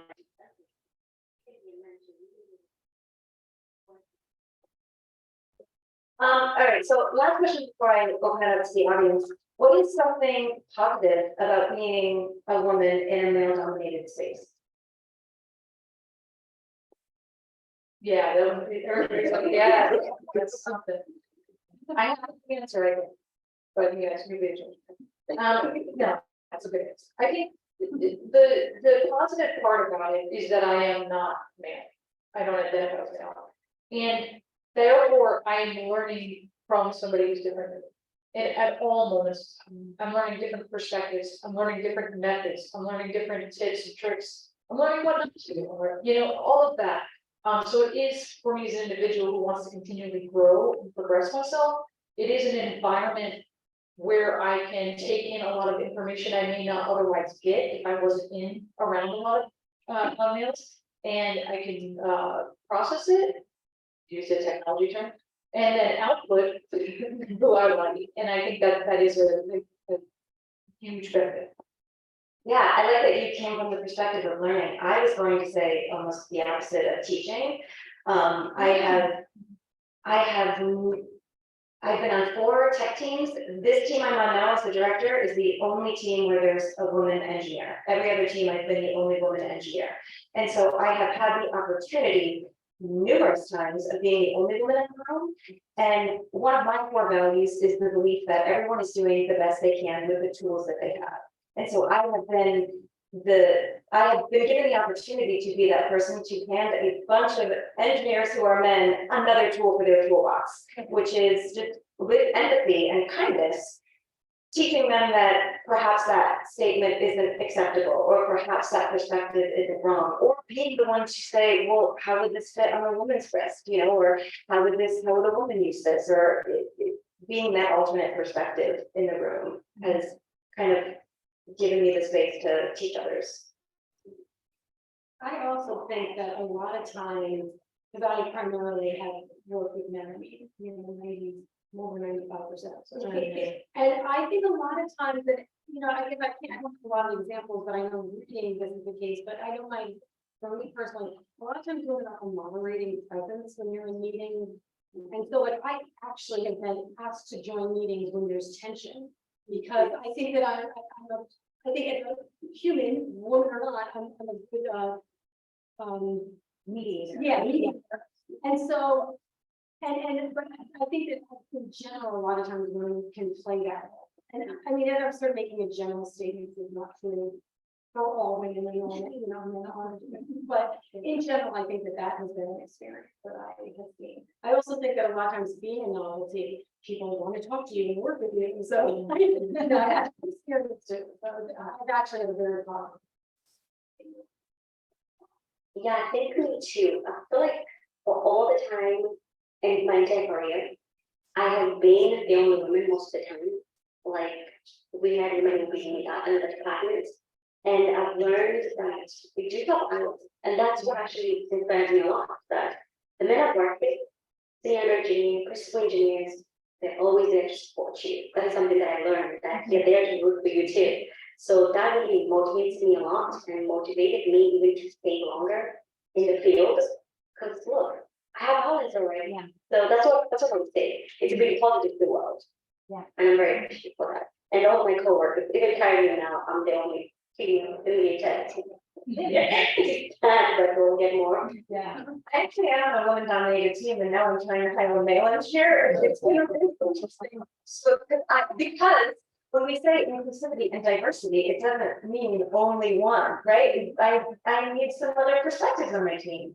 I know I said that was the last question, but I have one more, because I'm sure there are women in this room, and men too, but women specifically who are starting out. And what is a piece of advice you would give for someone just starting out? I would say just keep learning. I think we said it before, and maybe you might have mentioned it, but it was like there's a constant through line of like technology is forever learning. You're just be curious and be open to constantly learning.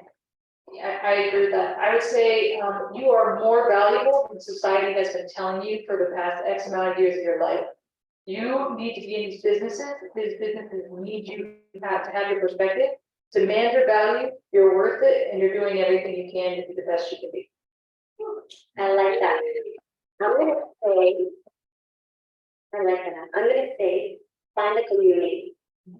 Community is very amazing. Community really helped me a lot, really supported me. They've cheered me on in all my international travels.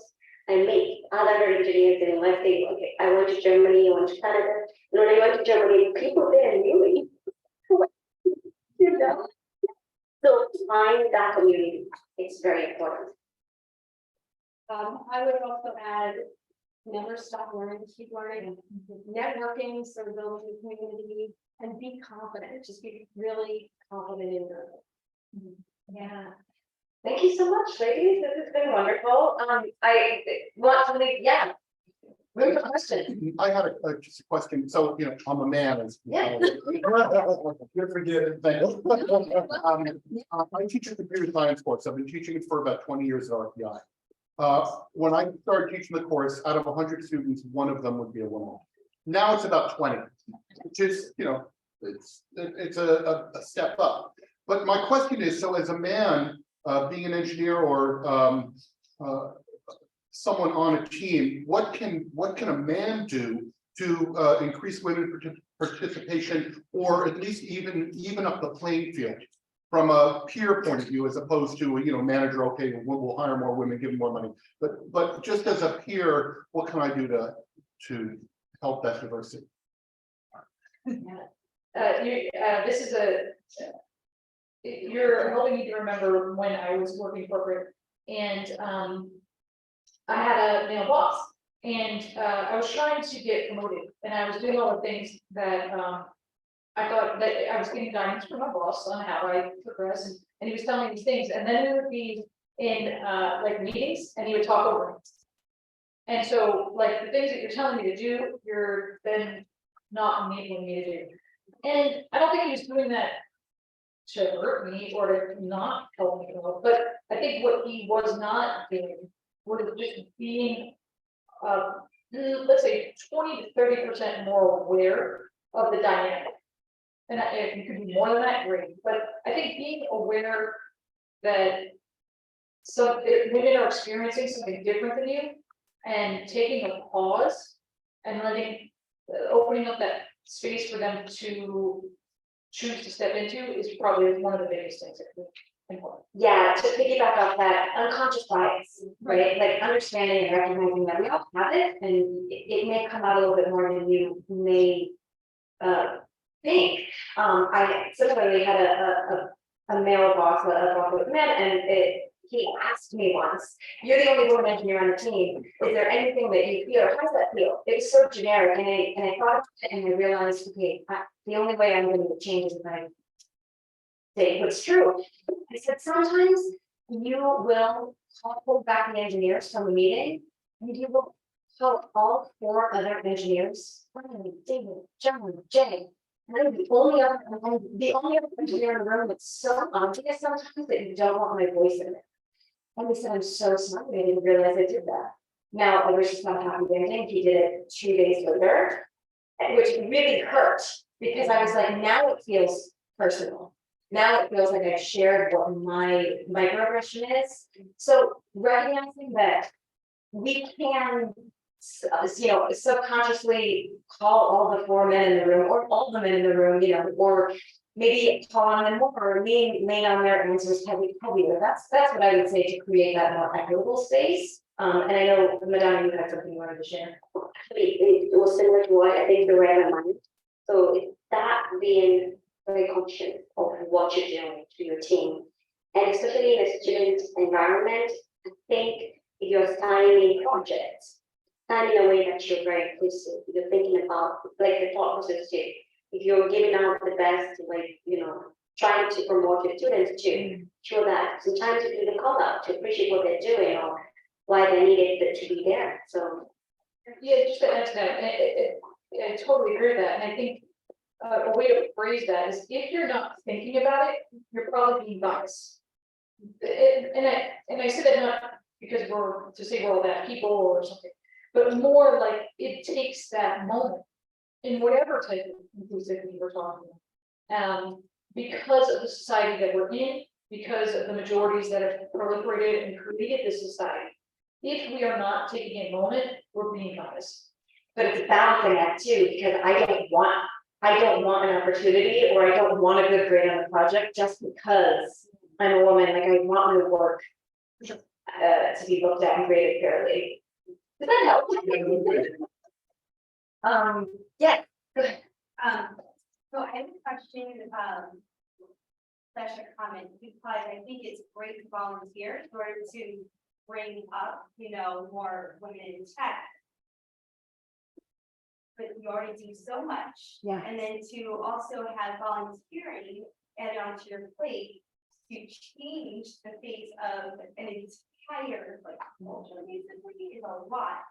Do your organizations recognize that and give you time to volunteer on work hours in order to support the change? Mine does, actually. We not only have volunteer time off, but we also have like alliance networks within the company, volunteer networks. We partner with specific schools. I used to teach in New York City. And we partner with specific schools in order to build that young community, of diverse community in schools. But I can't speak to other companies. So my company does them all. They allow us to have multiple days for volunteering. You can either take full days or you can split it up throughout the year. So there is some support there. I'm on a roll, so, yeah. Two questions. We do have an insurance, which is something it depends on the amount of the company that you work for. So if a company that you're trying to apply to doesn't have that, when you're interested, you always ask them in advance, like, I do like your insurance, do you support that? If they don't support that, then it means they don't think about other people. Yeah. 100%. Yes. Just really quickly, on what Liz was saying, I've been in the room by very diverse engineering teams, largely my whole career, and I've never seen it backfire with the public afraid to say, I'm not finished speaking. And it always, literally never seen it go the other direction or they got fired or anything. So like, to arm, anyone that runs into that scenario, like, don't be afraid to say that. Yeah. I also that upstander type where I will, say, hold on, she wasn't even team, like just it's the mutual respect of hearing everyone in the room. Yeah. Hi, I'm not a working adult. I'm a student from NFA West, but this is my internship, but I really appreciated the whole presentation just because usually when empowering others, there ultimately times people will always bring other people down with them. But I really appreciate this. I'm not binary myself. And so there's a lot of like adults who come in who just, they don't really understand. And it's like, I relate to your experiences as well. I hope, but I really, really appreciate it. It isn't a question. I'm probably not convinced, but like, I just wanted to say, I really appreciate it. And I've never had a job, but knowing that there are, I'm not in tech, but like knowing that there are people in the job force that actually care, because we always need to show more compassion. It is human nature to change, and to accept that is beautiful. Absolutely. Yeah. Thank you. Thanks, everybody.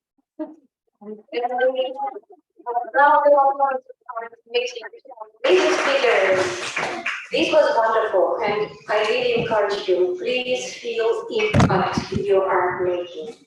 Feel it. You are making the impact right now, right here. Okay, closing remarks from Mary Lou. That was so inspiring. Just having an opportunity to listen to other voices, and especially people that are in non-traditional, work situations. You just learn so much. I was thinking about this whole morning and the words that popped into my head from this morning and just now.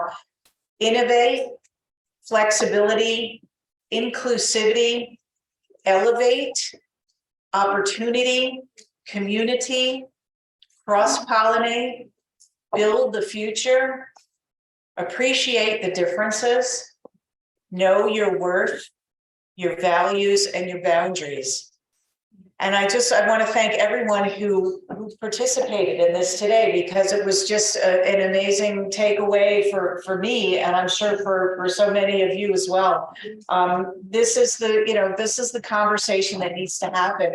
We are building the future together with all of you bright minds, participatory folks in the community, business leaders, political leaders, leaders in your own offices and workplaces and homes, and the leaders of tomorrow. So thank you so very much. We really, really appreciate this. And the most important thing, please do not forget to leave your contact information with Carla at the front desk there. Really important, so that we can keep this dialogue going and then we can stay connected with one another and build off of this experience. So thank you on behalf of the Newburgh Free Library, our wonderful staff and volunteers, and our new intern. Thank you so much. And Open Hub, all of the participants, thank you for being here and for helping us to co-create the future together.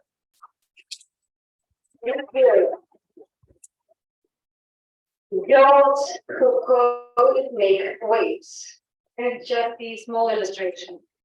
We are 1 minute, I'm giving you 1 minute delay for your lunch opportunity. Just let me remind you what's else is coming. This is not all. These afternoon sessions are not to be missed. Once again, we are holding the online portion of the festival online investors with the fabulous and likely to be very interesting keynote. And then 2 more workshops, hands-on. All newbies can take it. No worries, just give it a shot. You all, time. Everything was recorded. Thank you, John. Everything will be available and sent to all participants. It's time to network, have your lunch, and please use this banner to make photo shots. Who wants to make a photos with us? Come over.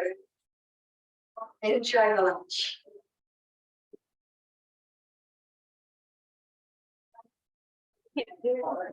So that will have access to the recording. Yes.